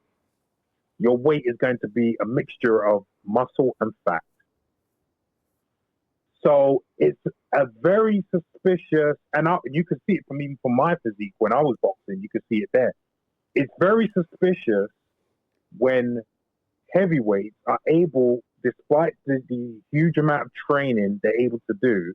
I mean, with me, no one saw me as an amateur, so it wasn't as clear cut for me. But there's certain other fighters where they've gone from amateurs, like say they've weighed 220 as an amateur. Yeah. They started off 225 as in their pro debut, and despite doing more and more training as they need to do as they get up the levels, they're able to put on not weight that is not just muscle and fat, but pure muscle. That's impossible to do. Well, maybe it's possible if you were to win a gold medal. Possible. Maybe winning a gold medal gives you that kind of it unlocks your genetic potential. That's the key. Like none of us have gold medals. Maybe. And now I know you know who I was referring to when I mentioned about the analogy with Frank Bruno. So yeah, there you go. Now again, like I said, I know, and you being quite a big guy yourself, you know that it's impossible. I mean, this is why bodybuilders take anabolic steroids during their cutting period to get ready for competition, because they know if I cutting down, I need to hold on to my muscle mass because I'm going to lose muscle mass. Therefore, if I'm eating in a surplus, yet doing all this training, and I put on weight, if I'm not taking any anabolic steroids, it's going to be a mixture of muscle and fat, more fat than muscle, in fact. But obviously, if I'm using anabolic agents, it's only going to be muscle, because if I'm doing all this extra training, that's burning all the fat, and the anabolic steroids are retaining and building my muscle. So And there's another element to this that people ignore. Your skeletal mass seems to determine how much muscle you can put on. So the working science at the moment seems to be, for every pound of skeletal mass you have, you can pack on, they reckon, 2.25 pounds of muscle, roughly, or 2.5, depending on genetics. If you've been training your whole life and you've been lifting heavy in an elite environment where you've had the best of everything in preparing yourself for maybe an Olympic tournament, just being theoretical now. If you've been doing that as a super heavyweight, and the heaviest they can get you is 104 kilograms, that's probably the limit of your skeletal mass, because visually you don't look like you have big bones. Yeah. You look like you have quite an athletic frame where you should really be running around 16 and a half tops. Right. That should be. So to see someone then drift into the 17, 12, 18s and still look ripped, then you're saying to yourself, okay, if I'm to believe this, then maybe your skeletal mass increased. If your skeletal mass increased, what caused it to increase on what is a mature body? I have a question to ask. And then I'm like, okay, then what was the trigger point for you to increase your muscle mass? Bearing in mind, in an elite environment, you were training your nuts off at that point there. It just so happened then you really did have random drug testing. So you had to be on your toes. You didn't have control over those variables. Whereas once you have control of those variables, the mass seems to go up. There are questions to ask, and I'll leave the fans to make their own opinions on these matters, but it wouldn't be first time.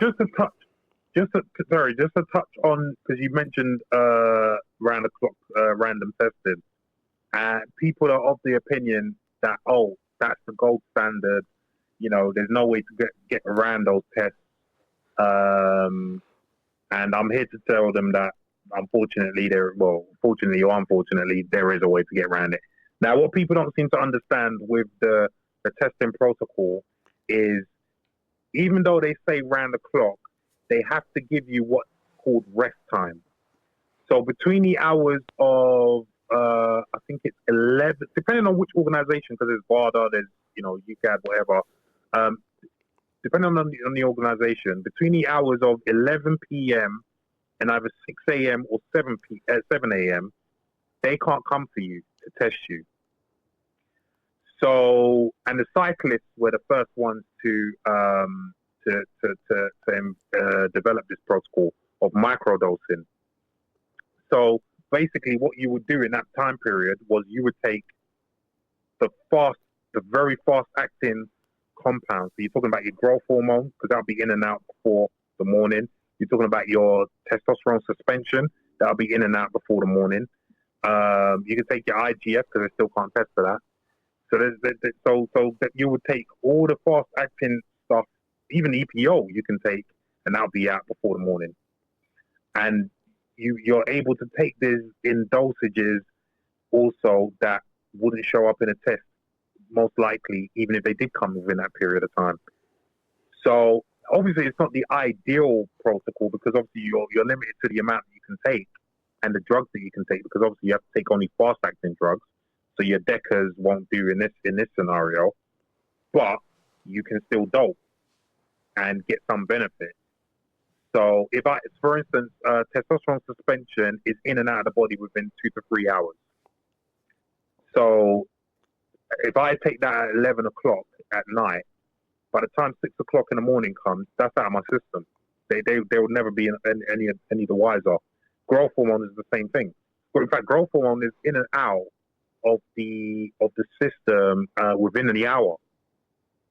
The same for EPO. They have no test for insulin. They have no test for IGF.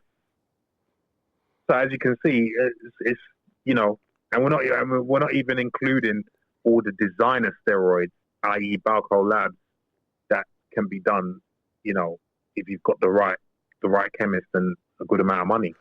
And so, just to follow that point, don't you find it interesting that Team GB seem to have this link up with, I'm never sure I think it's the University of Sheffield, not the Sheffield Hallam, but they have a link up with their biochemistry department. Oh yeah. Oh, that doesn't surprise me whatsoever, because any good team will, and it's always done under the guise of, oh yeah, we're doing research to make sure that we know what the body needs and blah blah blah. Listen, we know what the body needs for years ago. Like, there's nothing new in this much. What you're doing is making sure you test these guys to make sure, one, the protocols are going well, and two, to make sure they don't show up dirty in any test. That's the bottom line. I know this because I was told by a very prominent athlete, British athlete, that 2012, a few months before the 2012 Olympics, I think it was either UCAD or someone from the anti-doping organization came to the elite British athletes and said to them, look, you are going to be tested within this period of time. So whatever you're doing, make sure you're clean by this time. Because obviously, as I said to you, when a country hosts, like LA in '84, when a country hosts an Olympics, they want to make sure they're kicking ass in that Olympics. That is exactly what GB did in the 2012 Olympics.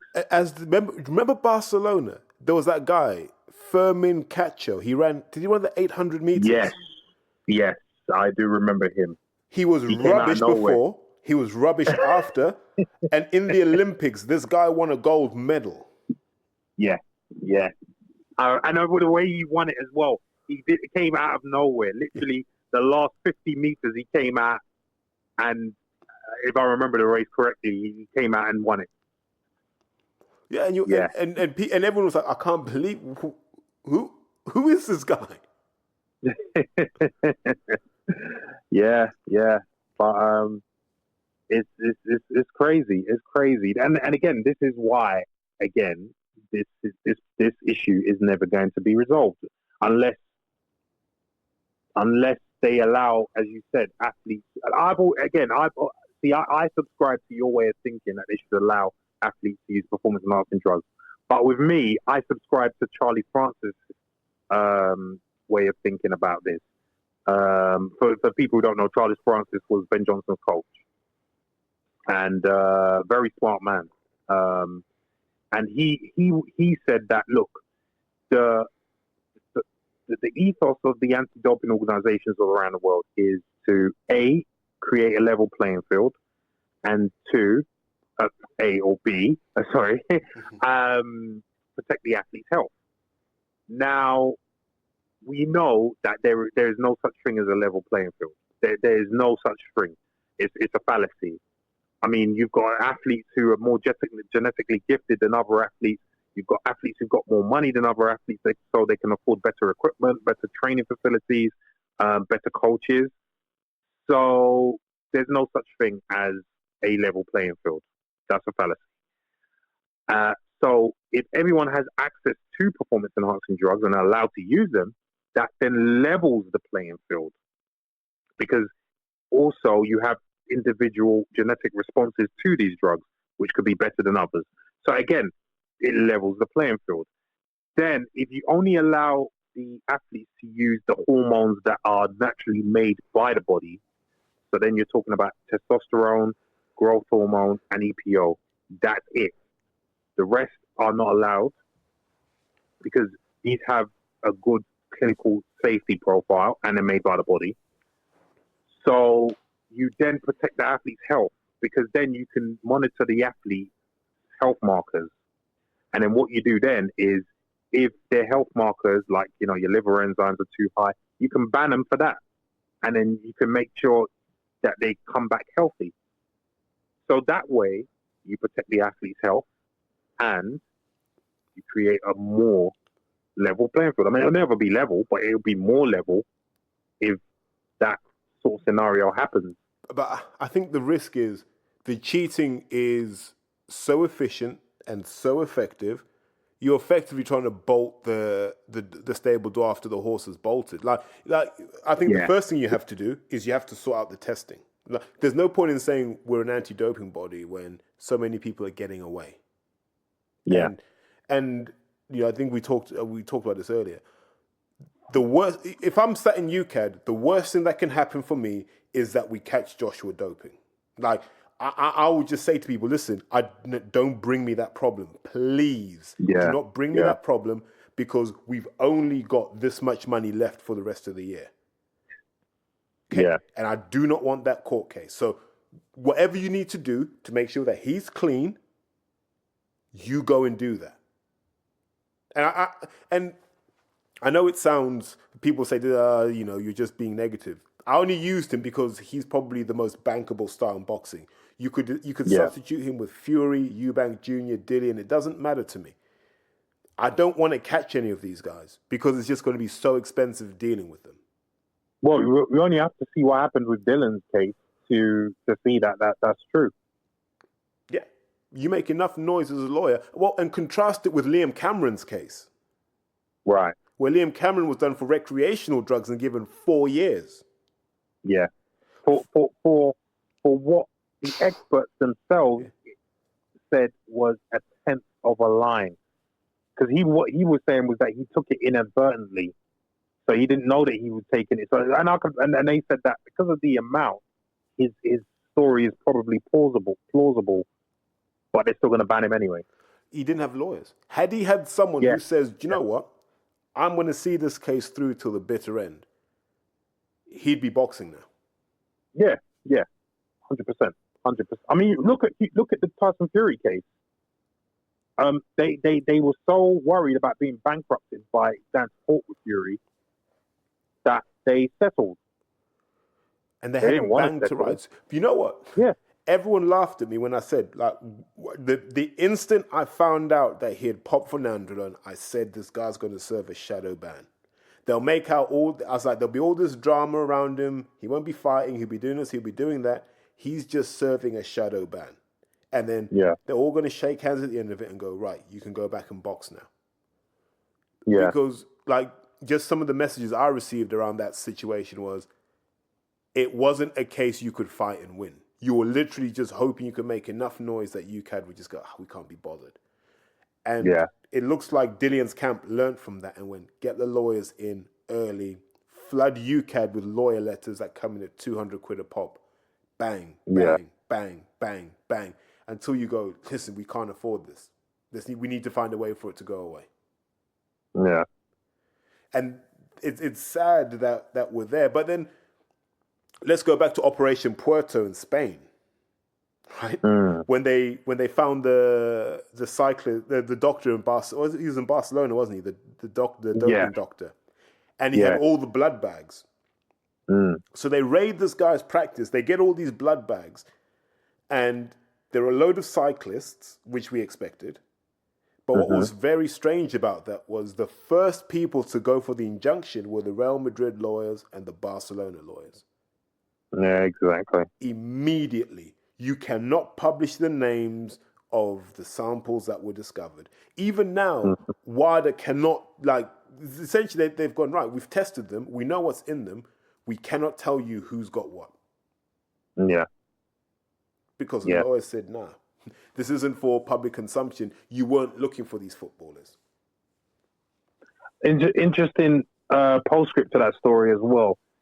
Guess which tennis star also put an injunction in about that? Which came out. Rafael Nadal.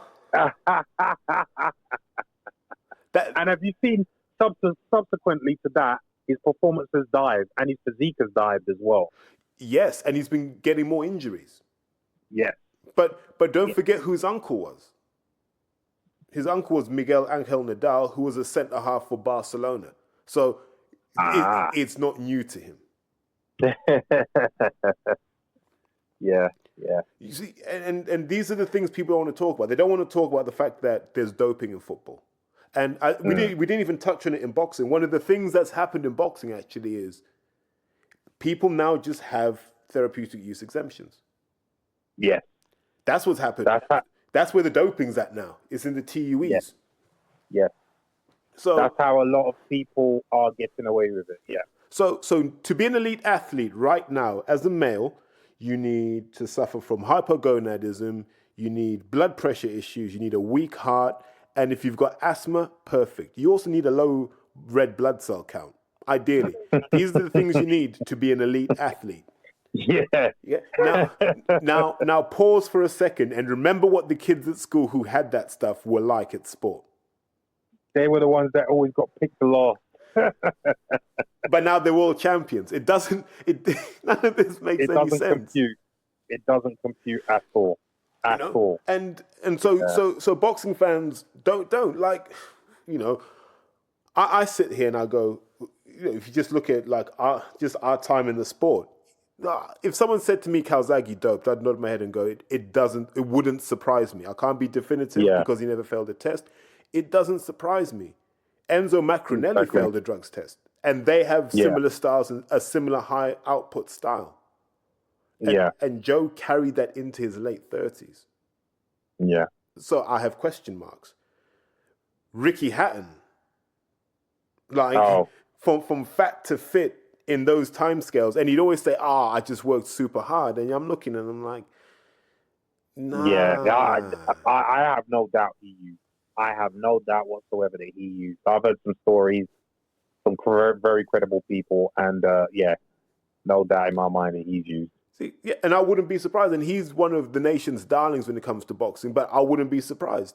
I wouldn't be surprised. And I know it means life's going to get awkward for me at boxing shows, but I'll stand by what I say. I wouldn't be surprised if Carl Froch was, the beneficiary of some research chemicals. And then the heavyweights, pick whoever you want. The answer is yes, in my opinion. Yeah, pretty much.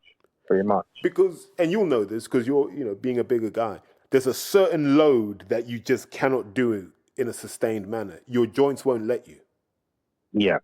The road work, the skipping, the shadow boxing, the dipping, slipping, rolling. Like when you're heavy and you're carrying a lot of muscle, those are very violent movements, and you have Yeah. to rest. You know, like I've been around big guys my whole life in terms of playing rugby. I know what 17, 18, 19 stone guys get like when they run too much or they exert too much, right? They're not the fittest of people. They are not the fittest of people. And after an exertion, they need a rest.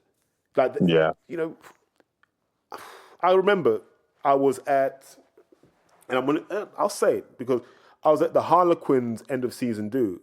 I got invited because a friend of mine used to play. And I remember this. And everyone's just drinking their beers. And they were just telling stories. And there was a story about how one player discovered the other player's vials of growth hormone in the bathroom cabinet. It was a secret cabinet. It wasn't even like the office. It was a secret cabinet. And then that's when you're like, this is everywhere. But UCAD don't want to catch those people. They don't want to catch a Premiership footballer. They don't want to catch anyone that has enough money to cause havoc because they have to live within their means. Yeah. So what they look for, let's catch someone where there's a little bit of name recognition. It might be the individual or it might be the club.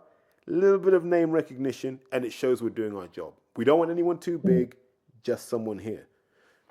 Yeah. Like the one time they got Linford when he was a coach.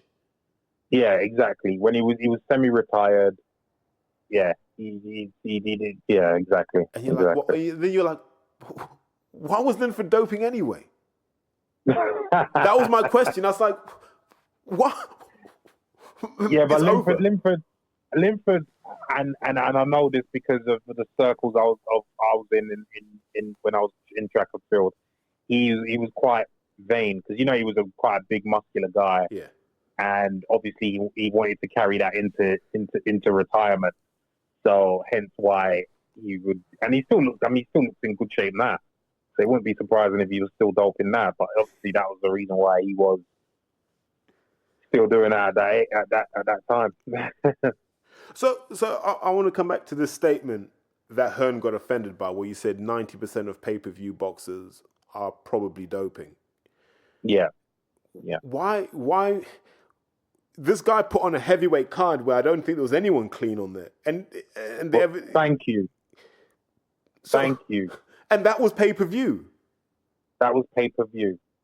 Now you see, this is why I laugh when he made. I mean, he obviously thought that would have been the end of it, but even from the comments on Twitter, everyone realized that he was full of shit. Because as you just said, he's put on. He's talking about pay-per-view fighters are clean and blah. He's put on a guy who's tested positive twice in Povetkin against his golden boy, and now he's going to put him against his number 2 heavyweight, right? He's put on another guy who's tested positive twice in Lucas Brand on pay-per-view on pay-per-view shows. Numerous people. He had Jarrell Miller. Everyone and his mother, even Stevie Wonder, knew what Jarrell Miller was doing before he got popped. You can't be that big and throw that many punches per round and not be on anything.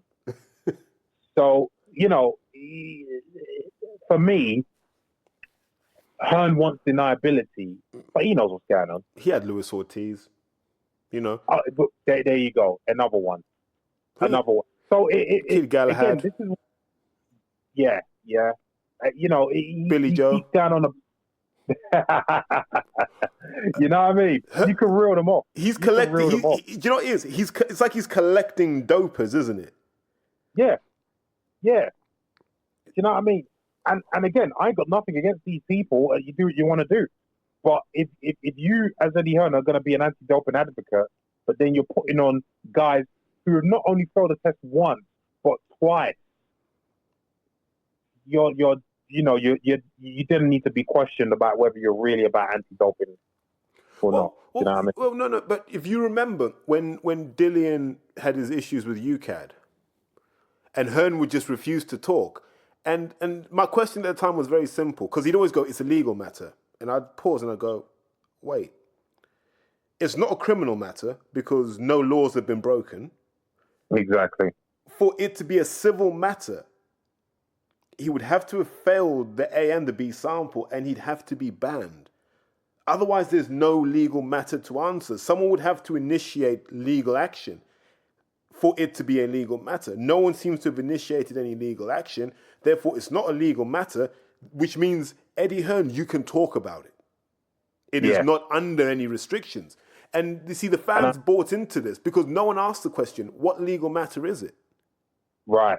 And I'm glad you mentioned that, because I know you've got a background in law, because a lot of people conflate what goes on with the anti-doping rules with law, and they're completely separate. Because in this country, you can use performance-enhancing drugs as long as you're not trying to sell them. They are legal for you to possess and use. So, legally, there's no problem. So it can be talked about, like as you said. And again, you would know more about this than I do because you have a background in law. Everyone gets scared because they get letters, right? They get letters that you can't say something. And the thing about the letter is designed to scare you. What you should actually say with the letter is, well, on what basis are you making the statement? Why can't I say anything? Oh, well, what you've said means that people could reasonably infer the identity of my client. And I'm like, no, you're saying that because you know who the client is and what they've done. The other person over there doesn't necessarily know. So it wouldn't pass that test. And I've had it before where I've just written back going, you have to show me the test that you're applying, and you have to show me the instrument that you're relying on. You haven't done any of these things. You can't just send letters intending to intimidate, because I will charge you for my time too. And then, like I said, it just goes quiet because they go, actually, I think he knows what he's on about. It's funny you mentioned that, because obviously I've been very vocal lately about the deal that UCAD dealt with me when they took and I would say illegally, because it was my property, my legal property. They took 3,000 D-ball tabs from me. And at the time I didn't really think. I just gave up, because they said they signed a contract with me, a consent order, that when I retire, I will get those back. So I retired. I asked them for my pills, and they were like, oh, we need to find them. Then they were like, we've lost them. So I said to them, well, I need compensation for that. At the moment, they're refusing to compensate me, which I am taking legal action over. What were you going to do with 3,000 D-ball tablets? Well, this is what I would like to know, what they've done with it. Like, so I have... So obviously, I've been very vocal about this, as you've seen on the Guardian newspaper, on the barbershop show, and obviously on your show. I've been very vocal about what you could have done. Then I get an email a few days ago from their solicitor, from Bird and Bird, saying, well, these matters are confidential, and you signed a confidentiality agreement in that contract, so you cannot be saying this stuff. But I've ignored that, because at the end of the day, part of that confidentiality contract states that you have to give me back my stuff. You've broken your side of things, so I've not got any. I'm not obligated to then fulfill that part of the contract, because you've already broken it. So it's a whole thing about, it's all about primacy of contracts, isn't it? So if you sign an agreement with UCAD that says, look, I will retire, but you got to give me my tablets back, then they have to do that, unless their only defense to that is to go, we had a reasonable suspicion that he was going to take them and then come back and box again. But even then, that doesn't give them the right to get rid of them. No. And so once the contract isn't performed into its terms, the confidentiality agreement only covers the nature of the previous agreement. So you can't have a confidentiality agreement to talk about a contract that was never performed. So you're allowed to talk about it. You just got to dare the geniuses at Two Birds to sue. You don't have the budget right now. That Dillian stuff took money out of their pocket. They don't have the money. Oh, yeah, without a doubt. Yeah, well, if worse comes to worse, we will crowdsource legal brains, and we will challenge them, because where are the tablets? That's all we want. Is where are the tablets, or where's the compensation? Afterwards, we're going to ask you, Larry, what did you do with the 3,000 tablets? I don't even know how long that cycle is. That's like a 10-year cycle. Well, they're 5 milligram tablets, so it's not like it's not as voluminous as it sounds in the terms of cycling. I mean, that's a few cycles worth. Don't get me wrong, but yeah, Because another thing I wanted to touch on was, I don't know if you ever saw this, but Mia St. John came out in public. I think this was last year. And she basically said, look, I doped. I doped as a female boxer. I doped. And she said, yeah, the people in my circle were also doping. I'm not going to name names, but the people in my circle were doping. And I think it just takes a boxing fan with a couple of brain cells to go through her record and see what cards she was on to understand who was in her circle. The first thing that happens is Steve Bunce does an article just shredding her character.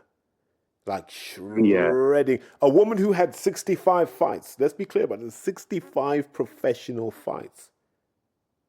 Think about it. You're going to shred a woman who's had that many professional fights. You're going to shred her reputation as a woman and as a boxer. All because British boxing said, Steve, you've got to circle the wagons. And I remember when we were discussing this, a guy called Nigel Travis, he's an amateur coach at Manchester. He was trying to convince me there are no drugs in boxing and that's all there is, end of. And I was thinking to myself, I'm sure there are guys in your stable that are on stuff because I've heard things. Yeah.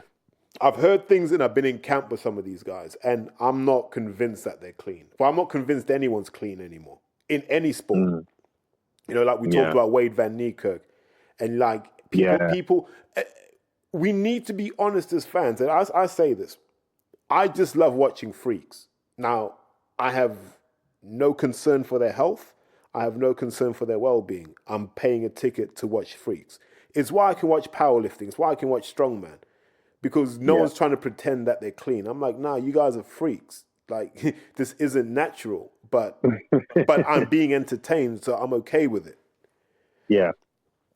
And so that's the thing. We love watching freaks. I want to see a heavyweight champion being 17 stone and ripped. I'm like, yeah, okay. It's like, when we used to watch the World Wrestling Federation with the Ultimate Warrior. Exactly. And we were like, yeah. But you knew you couldn't get like that. Yeah, I want to see the freak.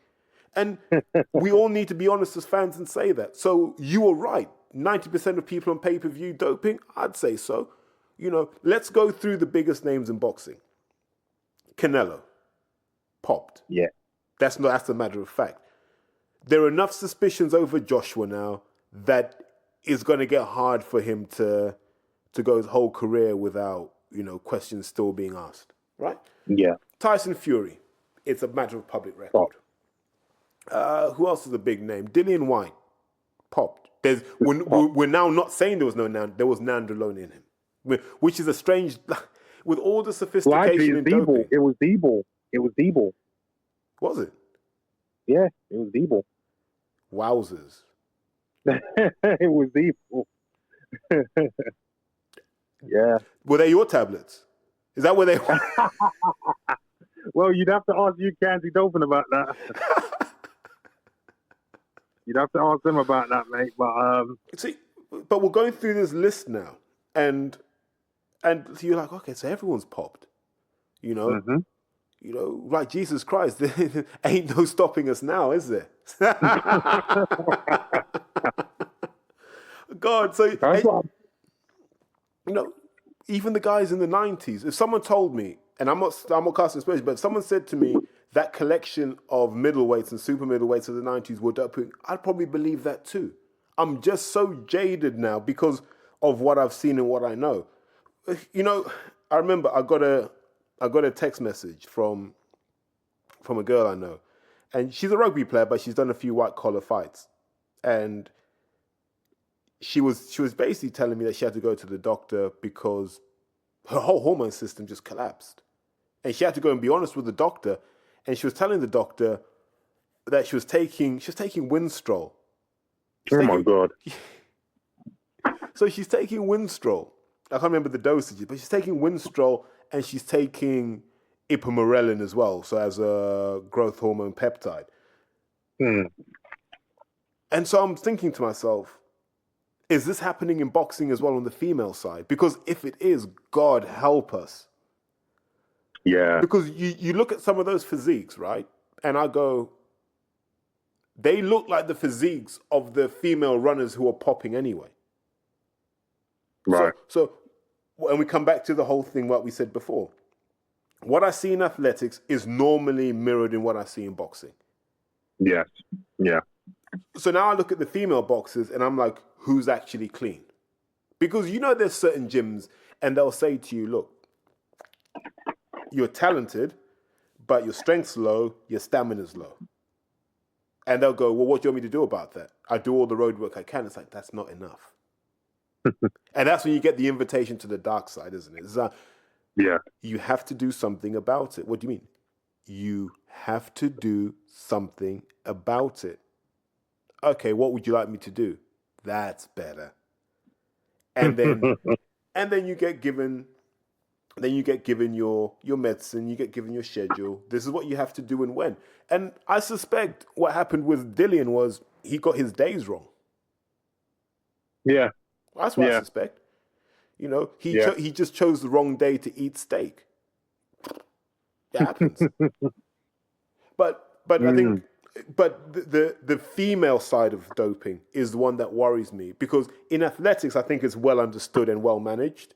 I'm not saying it's perfect, but it's better understood than sports like rugby, and definitely better than sports like boxing.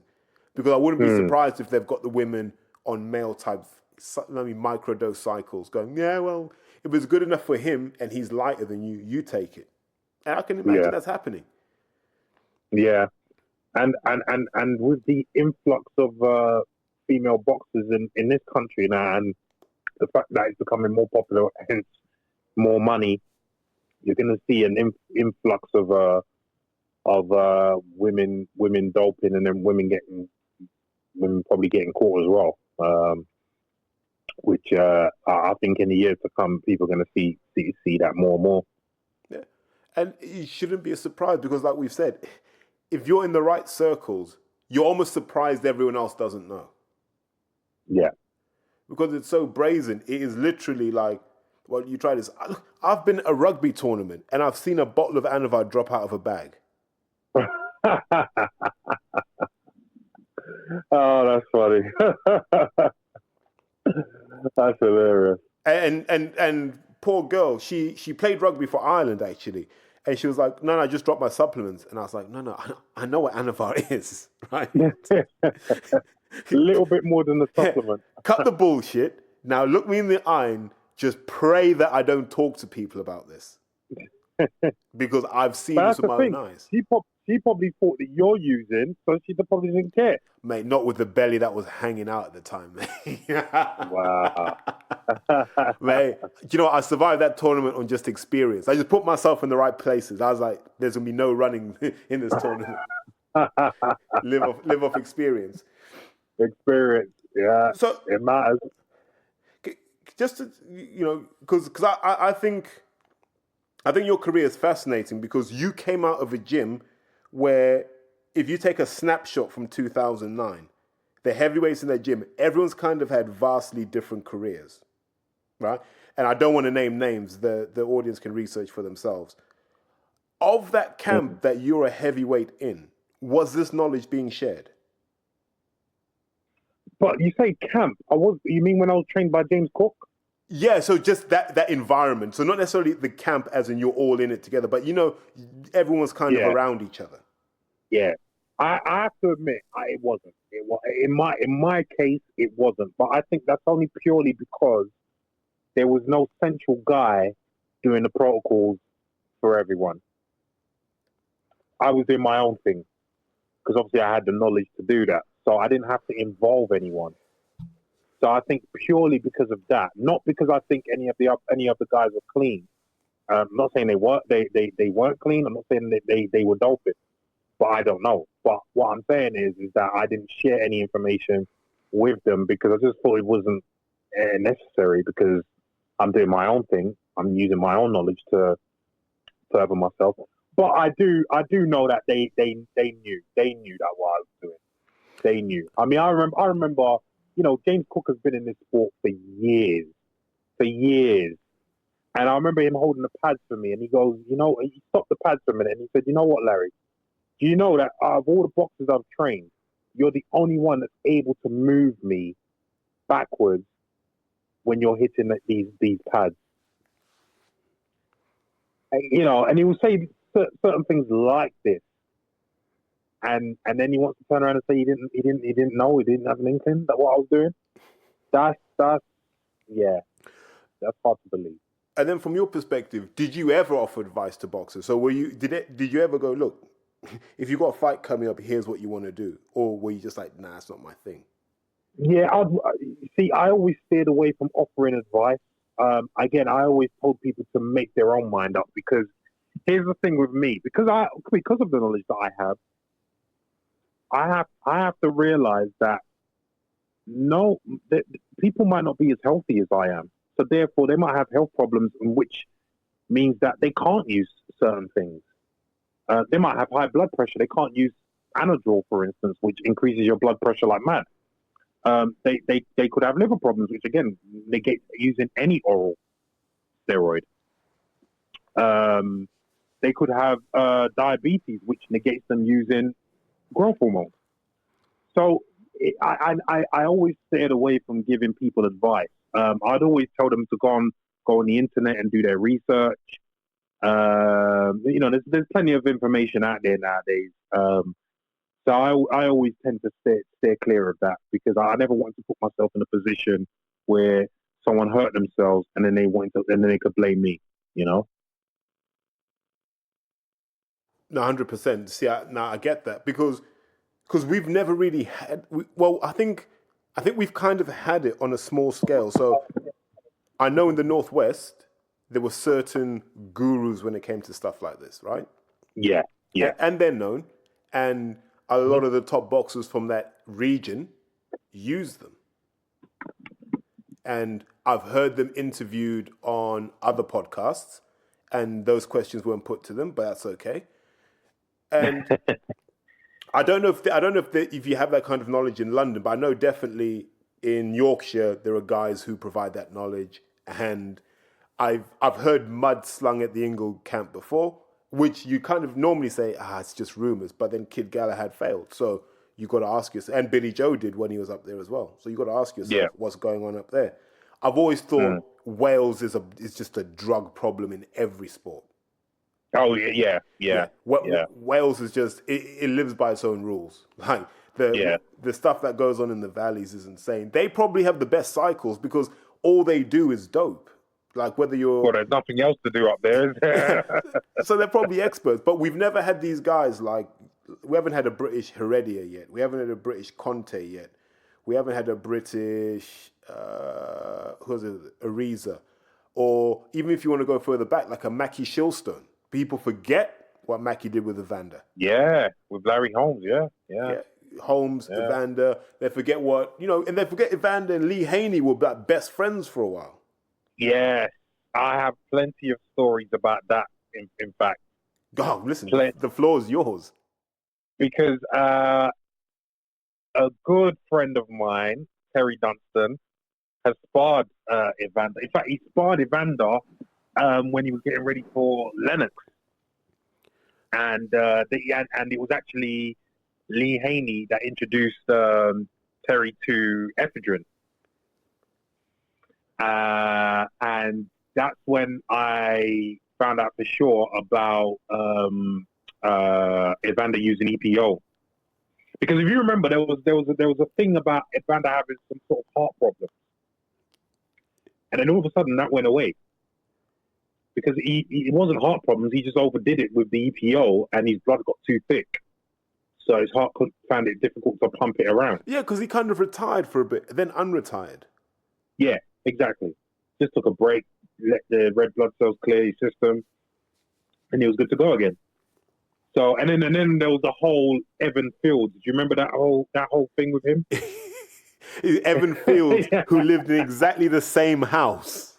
Yeah, and had stuff sent to him. Yeah, exactly. So, we all knew what Holyfield was doing. And in fact, Holyfield, not only did he have Lee Haney, he also had Do you remember Dr. Fred Hatfield? Yeah. Also had him as well on his team. World champion powerlifter. So So yeah. are we surprised when you But again, this just talks about the cross training that I always talked about. In fact, not only he also had Kurt Angle on his team. Just because Terry told me, because when Terry used to train with me, he used to do a lot of wrestling with me as well, and he got that from Holyfield's camp. This is why Holyfield was so strong in the clinch, wow. because he worked with Kurt Angle doing wrestling and to lower his center of gravity. And yeah, this is why he was so strong in the clinch. I mean, you only have to watch him when he was fighting Tyson to realize how strong he was in the clinch. And not even that, when he fought Bolt, he was so effective in the clinch. Yeah. Even though he was a smaller guy. So it's I've heard some stories from Terry about that. Where is Terry Dunstan now? He's training he's training different clients. I think he trains some people for he's some of the footballers for Swansea. I think he's actually the strength and conditioner for Swansea football team. And he trains a whole load of private clients in Ilford. I forgot the name of the gym. But yeah, he's doing well. He's doing all right for himself. God, I haven't seen him for years. I remember once I showed up at Repton, like just randomly. I was like, I haven't trained all week. Let me just pop in.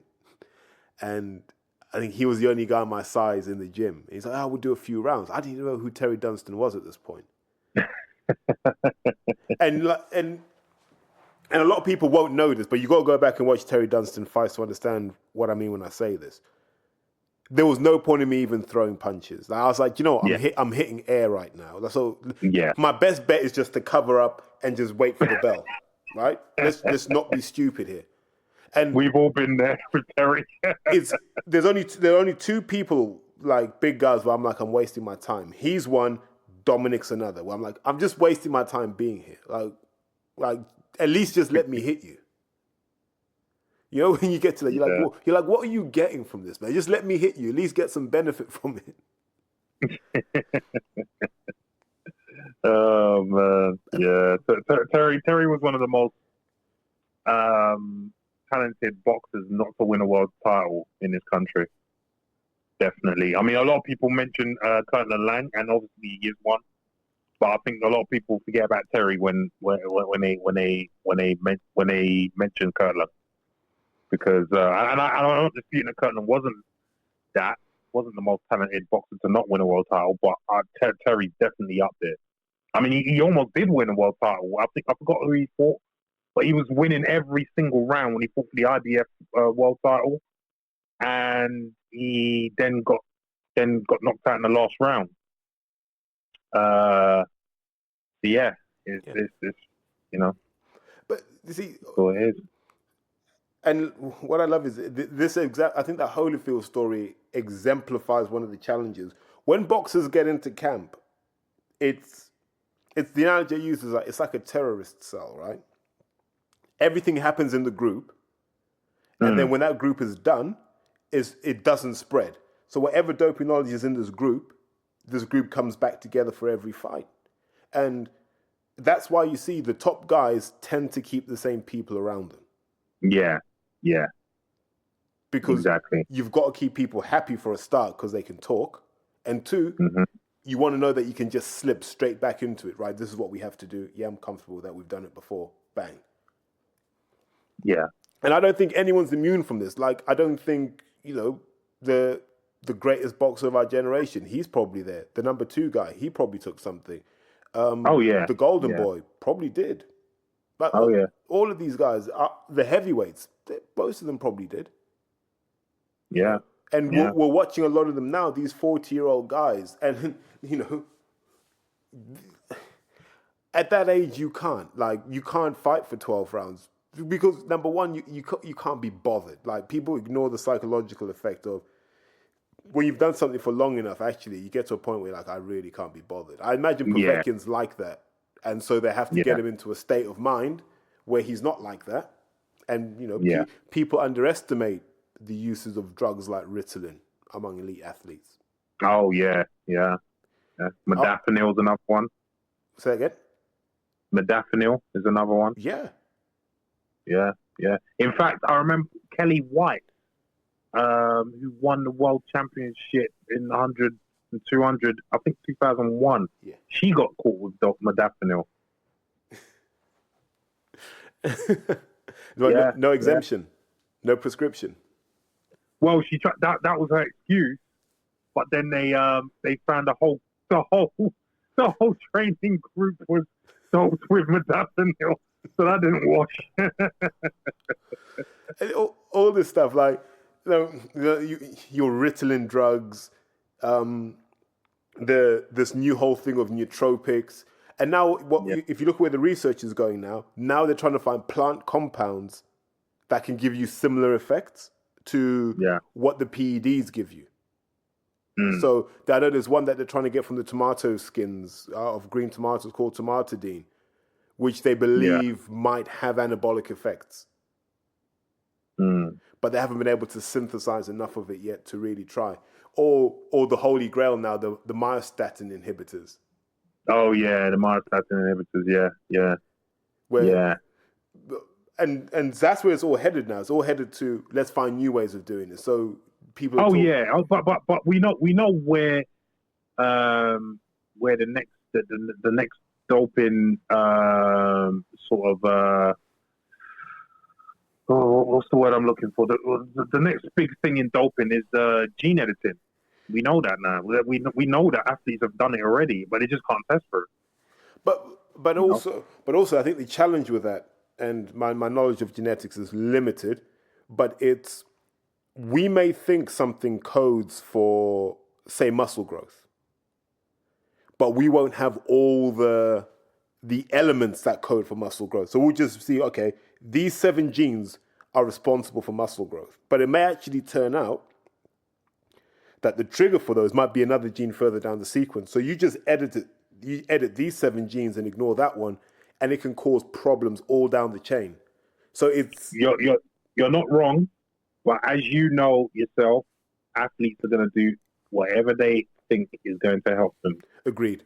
And And if someone says to them that we can use CRISPR to edit your genome and give you, I don't know, more type 2 muscle fibers so you can be more explosive, they're going to do it. They're not even going to think about the consequences or the. And for me, that's where I draw the line. Because again, like you just said, we don't know the consequences of this. There's too many variables at play. It's not the same as using a performance enhancing drug, editing your genome. It's just not the same. no, So yes, they can't test for it, but the possible negative outcomes are too numerous to even comprehend. it's, and it's a worrying place where we're headed with that, because I simplify things. So when it comes to athletes, I always have a 2x2 box, and one axis is natural capacity and capability. Right? Are you naturally fit? Yes or no? And then the other one is just response to training. Right? That's how I measure everyone. So Yeah, you will meet people and they're naturally fit, whatever that means. But they can, you'll notice being an athlete. There are people who can just run barefoot in a pair of shorts yeah, and probably do yeah, 10, 2 in the 100. And you're like, I don't understand how. yeah. They haven't trained a day in their life. Yeah, They can just run. And yeah. then you get those sorts of people. Now, you also get some people who can't do that, but their response to training is so high, they close that gap in no time at all. Yeah, yeah, What you're really looking for, people who are naturally fit, naturally capable, who respond highly to training. And then they're hmm the people that, if you are going to have a PED program, you put them on it, because that's yeah, where they'll just leave everyone for dead. yeah. All these other people who are low base level capability and low responders to training are wasting their time. The drugs aren't even going to help you. You see, but there are outliers to that because Ben Johnson was probably an outlier because you got to remember Ben Johnson before he jumped on the PEDs was a 10-4 guy. And even though he didn't have a drastic improvement over the space of a year or so, he made steady improvements with that until he got to where he got to. Now, if you're talking about a 10-4 guy, you would never expect a 10-4 guy, even with drugs, to be able to run 9.79. So there are outliers. Although you're right what you're saying, there are outliers, genetic outliers, because there are some people, and I think I'm one of them, because I've never needed a lot of an anabolic steroid to get a massive response. And I'm the kind of person that even creatine, like I go on creatine, people think I'm taking steroids because the response I get from creatine is just ridiculous. It's nuts. Even I sometimes like I'm baffled. But I'm the kind of person that if you've got a supplement and you want to know if it works, let me use it, because then you will see very quickly if it works or not. So, I think I'm an outlier in that respect. And so, like I'm saying, you're generally very correct, but there are genetic outliers there where their genetic response to drugs are so that it can even bump them up past the guys who are even more genetically gifted naturally, Because if you look at, I'll give you an example. If you look at, again, going back to Ben Johnson, if you look at Ben Johnson compared to, say, Carl Lewis was naturally the better runner. You could see any technique. He was naturally the better runner. He flowed more. His transitions were more smoother. But this is why I think Charlie Francis is a genius. He took what Ben Johnson had, which was that explosive start and that quick transition acceleration into his running, and just improved on it. And he improved his technique slightly. But what he did was he decided, right, I'm going to improve his power to the point where he's so much more powerful than everyone else. Technique isn't going to matter that much. I mean, the guy, if you read Speed Tracks, the guy was benching 180 kilos. He couldn't have weighed more than 13 stone, if that.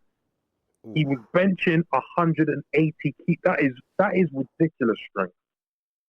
And it's funny because when you watch that, I've watched that race even now. When you watch that race and you see his shoulders, and because Charlie Francis had a theory which turned out to be true in the end, that if you get your shoulders really strong so that they can power your arms very quickly while you're sprinting, that will dictate how quick your legs move. Because everyone used to think it was the other way round, and they've done research to show that yes, that's actually the case. The shoulders dictate how quick your legs move. And if you watch that race and any other race Ben Johnson's been in, you'll see that that's what he concentrates on, and that was what Charlie Francis taught him. So Carlos was naturally the better runner, but I feel like the improvements Charlie Francis made to him plus the drugs then just moved him up that level that Carlos couldn't get to, even though he was on drugs. That's mad, isn't it? No, because I've literally just run that race back in my head to think that we're still seeing guys run 9.79, and Ben Johnson ran 9.79, almost cruising towards the end. Yeah, and he did that. So we're talking about over 30 years ago. Yeah. No, hold on. We're talking over 4, almost 30. No. Yeah, it's about 32. Yeah, over 30 years ago. Yeah. And over 30 years ago. That's nuts. And like you said, cruising. He could have run 9.6 if he didn't slow down. Looking behind, not even to he looked behind him with his hand up. It's nuts. And that's for me. That's why he's my top sprinter of all time, because that run. I mean, the run he did the year before in Rome when he broke the world record and he ran 9.83. That was phenomenal. But you could see he was motoring all the way to the line. So and it's very similar to what Bolt did when he broke it in London, and he was slowing down, looking. He kind of emulated Ben Johnson in that sense. Yeah, it's just crazy. It's crazy. And do you buy into the Usain Bolt myth? What, that he's clean? Yeah. Hell no. Hell no. And if anyone wants to argue with me about that, feel free. But you have to, people need to understand that out of the top 10 guys, the top fastest times in the world, he obviously Usain Bolt's at number 1, and he's never tested positive. From number 2 to number 10, they've all tested positive at some point. So either people are trying to tell me that drugs don't work, which we know is bullshit, or Usain Bolt's on something. It's either one of the two, and we know drugs work. You know what I mean? So, people need to get their head out of the clouds, really. And listen, that doesn't take, because you see and I think you touched on this earlier. When we say things like this, that's not to take away from the hard work the man's had to do, because drugs or not, he's had to work his arse off. In fact, with drugs, he had to work his arse off even more. So that's not saying he didn't work hard for it. Of course he did. That's the whole point, That's the whole point of taking these drugs. He did work hard. That's not negating his hard work. But he couldn't have worked hard without those drugs. You can't get the volume in. I think that's the thing people don't realize. There's a certain training volume to deliver these freakish performances in whatever sport. It can be powerlifting, it can be boxing, it can be football. To deliver at that level, the volume of training you have to put in would break your body if it was just normal. Yeah. And it's one of the arguments they have for the Tour de France, where they say, look, the Tour de France is so destructive to the human body that doping actually keeps the riders healthier. Yes. There was a couple of Tour de France guys who said that you need drugs to finish the race. Forget about winning or come in top 10. You need drugs to finish the race. That's how brutal the Tour de France is. That's how brutal that competition is. You need drugs to finish the race. That's crazy. And then so now you're looking at a 12-week camp at world level on pay-per-view, may I add. Now look at the volumes you need for that. You're training 2 or 3 times a day. You're sparring God knows how many rounds. Let's say you're doing 100 to 120 rounds. The human body's not designed for that. Exactly. It's not designed for that, because if you go back to the old timers, people go, well, look at the old timers. But the old timers just pretty much fought, ticked over. They didn't have specific camps because they were fighting so regularly. Yeah. So actually, those 120 rounds that people do in sparring in camp, they were doing a large part of that just fighting. And so it took the strain off the body, because... That's actually true. That's very true. Yeah. Yeah. And it's why, if you look at American trainers now, American trainers value activity over training. Because they're like, it's a better way for you to get your rounds, and you don't have to do as many rounds. But because I look at these guys and I see what guys are doing in camp now, and I've tried it before. I had some time off, so I shadowed a former heavyweight champion, and I was like, look, I'm going to do what you do day by day. I got about 4 days in. I woke up on the 5th day and my body was just like, no, stop. and you're getting those aches and pains you've never had before. So like your hips hurting, your ankles, and so even like the bones in your ankles, it's like the little muscles that stabilize. Like, well, these pains don't make any sense. And I'm like, someone does this for 12 weeks. I'm like, it's not possible. It's not possible. And I'm tired of hearing I'm super fit. I'm just a genetic outlier. No. Even a genetic outlier, we're not robots. So you might be able to handle a slight more volume than someone else, but that's only slight. You're still going to feel it, and you're still going to regret if you don't have any support via PEDs. Yeah. And this is what I was telling, because I remember when I when I first became a pro, and I was working a full-time job at the time up until I got my Southern Area title. And so I would train in the morning before work, then I'd work, then I'd travel 2 hours to the gym to do another training session, and then go home and then rinse, repeat. I told someone that if I didn't have the drugs, there's no way I could have done those. There's no way I could have done that. 6 days a week. There's no way I could have done that. Absolutely. To work a full-time shift. I mean, we're talking about some boxers can't do that, and they don't even work full-time. They just boxing. And even with PEDs, they can't do that. And people think I could do that and work in a full-time job? No frigging way. No frigging way. There's no way I could have done that without PEDs. And this is the problem that a lot of boxers who are not at the top level or nowhere near the top level and are just starting out face. Because we all know that very few boxers actually earn a living through this sport. So they're in that dilemma. And again, this goes back to what I was talking about, where boxers don't care, for the most part, about doing things properly, doing things morally. And again, even that's a stupid statement, because everyone has different morals.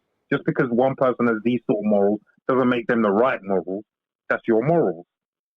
Someone else has a different set of morals. That you know what I mean.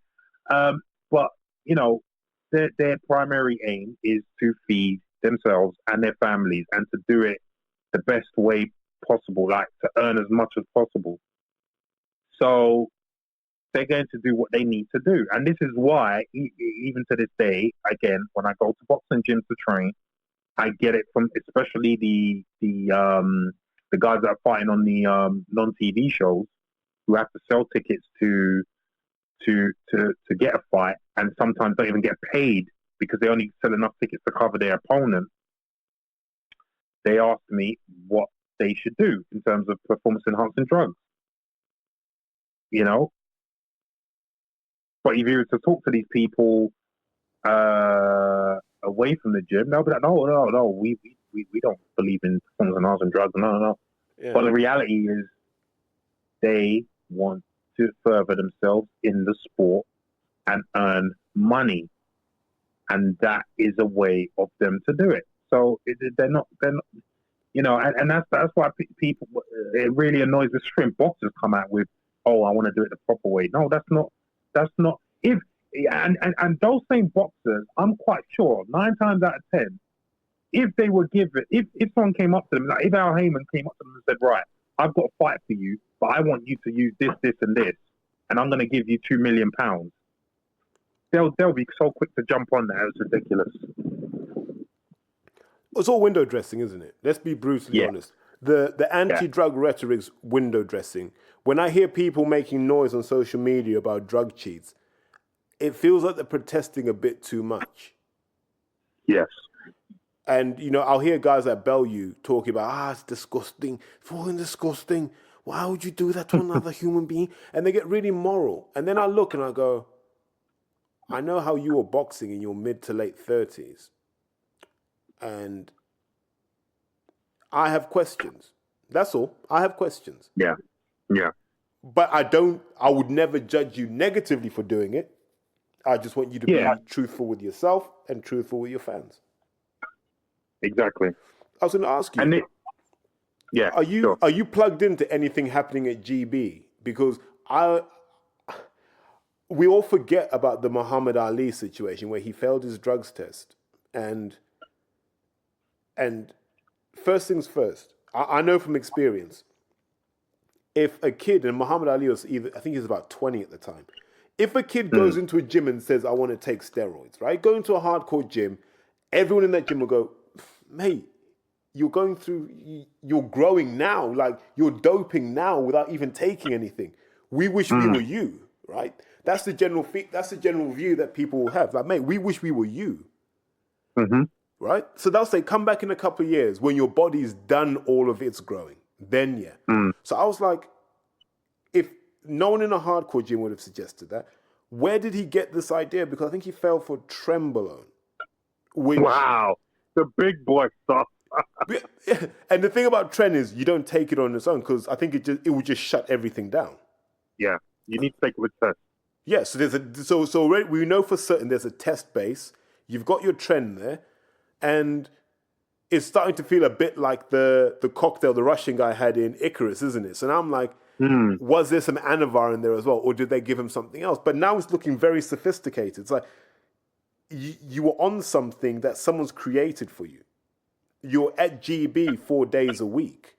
So where are you getting this knowledge from? And he was never allowed to speak, if you remember. He was never allowed to issue a statement. And then the thing is, what GB should have done at that point, which they didn't do, you'd have just tested everyone and gone, we want to make sure that the problem's not here. So we're going to test everyone and we're going to go to the public and say, look, our athletes are clean. They did. They just shut up shop. And it's almost as if it was like, well, this guy nearly ruined it for us. Mm-hmm. And my suspicions were confirmed, Larry. I'll tell you when they were confirmed. It was when someone left the GB setup. I'm trying not to draw too much attention to the name. Someone left the GB setup, and we're having a brief conversation. I said, why? And it was like, they were asking me to sell my soul. I didn't delve any deeper, but I read into that there's a price being asked here that someone's not willing to pay. And it can't be a training thing because I know the work ethic. Yeah. So then I was like, this is all you've dreamt of. Why would you come back? And that seemed to be the undercurrent. Like, they're having you take things you shouldn't probably take. Yeah. That is not surprising to me. Because even though I don't have an insight into the GB setup, I have heard from the grapevine that it's a lot like the cycling setup. And you've noticed how with just like GB boxing, British cycling has gone from not being able to place at the tour to winning the tour back to back in a short space of time, which never happens. Yeah, and we've gone from literally being rubbish at international amateur boxing to suddenly being a powerhouse. Because we had Audley, then we had Amir Khan, and they're one-offs. Yeah. I still believe if Audley boxes an amateur now, he'd probably medal at the Olympics because he was just designed for that. Yeah. Amir Khan, designed for the amateurs, and he was designed for that clicking system. So I can see how they won. I can kind of guess how De Gale won, but it was when 2012 hit. Well, for that run up to 2012 and then into 2016, and we ran away with it. But then what happened? People saw what GB were doing and said, we need to do the same thing. Now all of a sudden that gap's closed again. And it's no coincidence. And it can't just be, if we build a dedicated facility, it's suddenly easier. It's like, no, boxing's a very simple sport. So what's really happening here? Yeah. Exactly. It's a tried and tested method that, like you said, is started with the Soviets. It's gone down to the East Germans. The Americans did it and still doing it. Brits are now catching up and now doing it, and now the other countries, China is also doing it. So yeah, it's all, they're all at it. But you know what's really interesting about China is 80% of people from that region have the gene, and I always forget what it's called. It's like a UG871 something. Basically, they don't hold the metabolites from PEDs. No. They don't fail tests. Right. That's interesting, and that comes from that. See, this is where this whole gene editing thing comes into it, and in a country like China where anything goes, because if the government says, right, you're doing this, you're doing it, otherwise you're in trouble. And we're not even talking about jail. You're going to get killed. Take this or you're getting shot and your whole family's getting shot. You're taking it. You know what I mean? Yeah. So, and you don't pop for it. That's absolutely insane. So they're confident 80% of Korean people will never fail a doping test because there are the metabolites don't stay around. Because the normal test is they don't necessarily find the substance, but they'll find the Yeah. metabolites, so they'll find the Metabolites, signifiers. yeah. If they're not in your system, you don't fail the test. Yeah, yeah. Well, the thing is, right? Based on the knowledge that I have, especially from my degree, a lot of the techniques that you see employed in sports, they've already been because they have to come from somewhere, right? They already before they come into sports, they've already been tried and tested in the military. So a lot of the stuff and techniques that are being used now, they've already and a good example of that is Psalms. So I think you're aware of all the Psalms that's going on at the moment. Yeah. Rad 140. Exactly, because they were being tried in the military first, and then they came on the scene, I think in Beijing, and everyone took them because they couldn't test for them at the time. So it's amazing how you see the transition from military into sport and then into the general public, because now the general public are all about Islam. Yeah, because they assume they're risk-free, but we still don't know. Exactly. They're still too new. I mean, they're doing clinical tests on them, but if you compare them to anabolic steroids, which have been around since 1950 and have thousands upon thousands of tests on them, they're not. The safety profile just isn't there with some. So, but people will take them anyway. Yeah, people will take anything for an edge now. It's absolutely crazy. But look, I'm just conscious that we've done 3 hours, so I'm sure we could do 3 more easily. But I always like I said at the beginning, I wanted to do an episode where you can always refer back to it. Yeah. And I think we've done that. I think we've done drugs in boxing better than anyone in this country's done it. Yeah. And I know you on that. I know you on the barbershop thing, and the sense I got from that was they were asking fan type questions. Yeah. Not really looking for the layers, because there are many layers to this. It's not as simple as you're doping, therefore you're cheating. There's a complex journey you have to go through till you get there. Like for a lot of people, it's never as easy as, I just took them and I loved it. I agonized for a while, but I knew that if I didn't take them, I wouldn't get to where I wanted to get to. And a lot of people feel bad for doing it. So if you look at female bodybuilders, I find it interesting how short their careers actually are.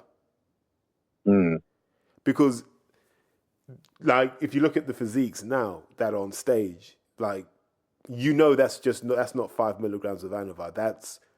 That's everything. That's the kitchen sink. Oh yeah. And there's only so long you can physically do that before you start to fall apart. So even though you're on stage looking really good, your organs are probably on the brink of failure.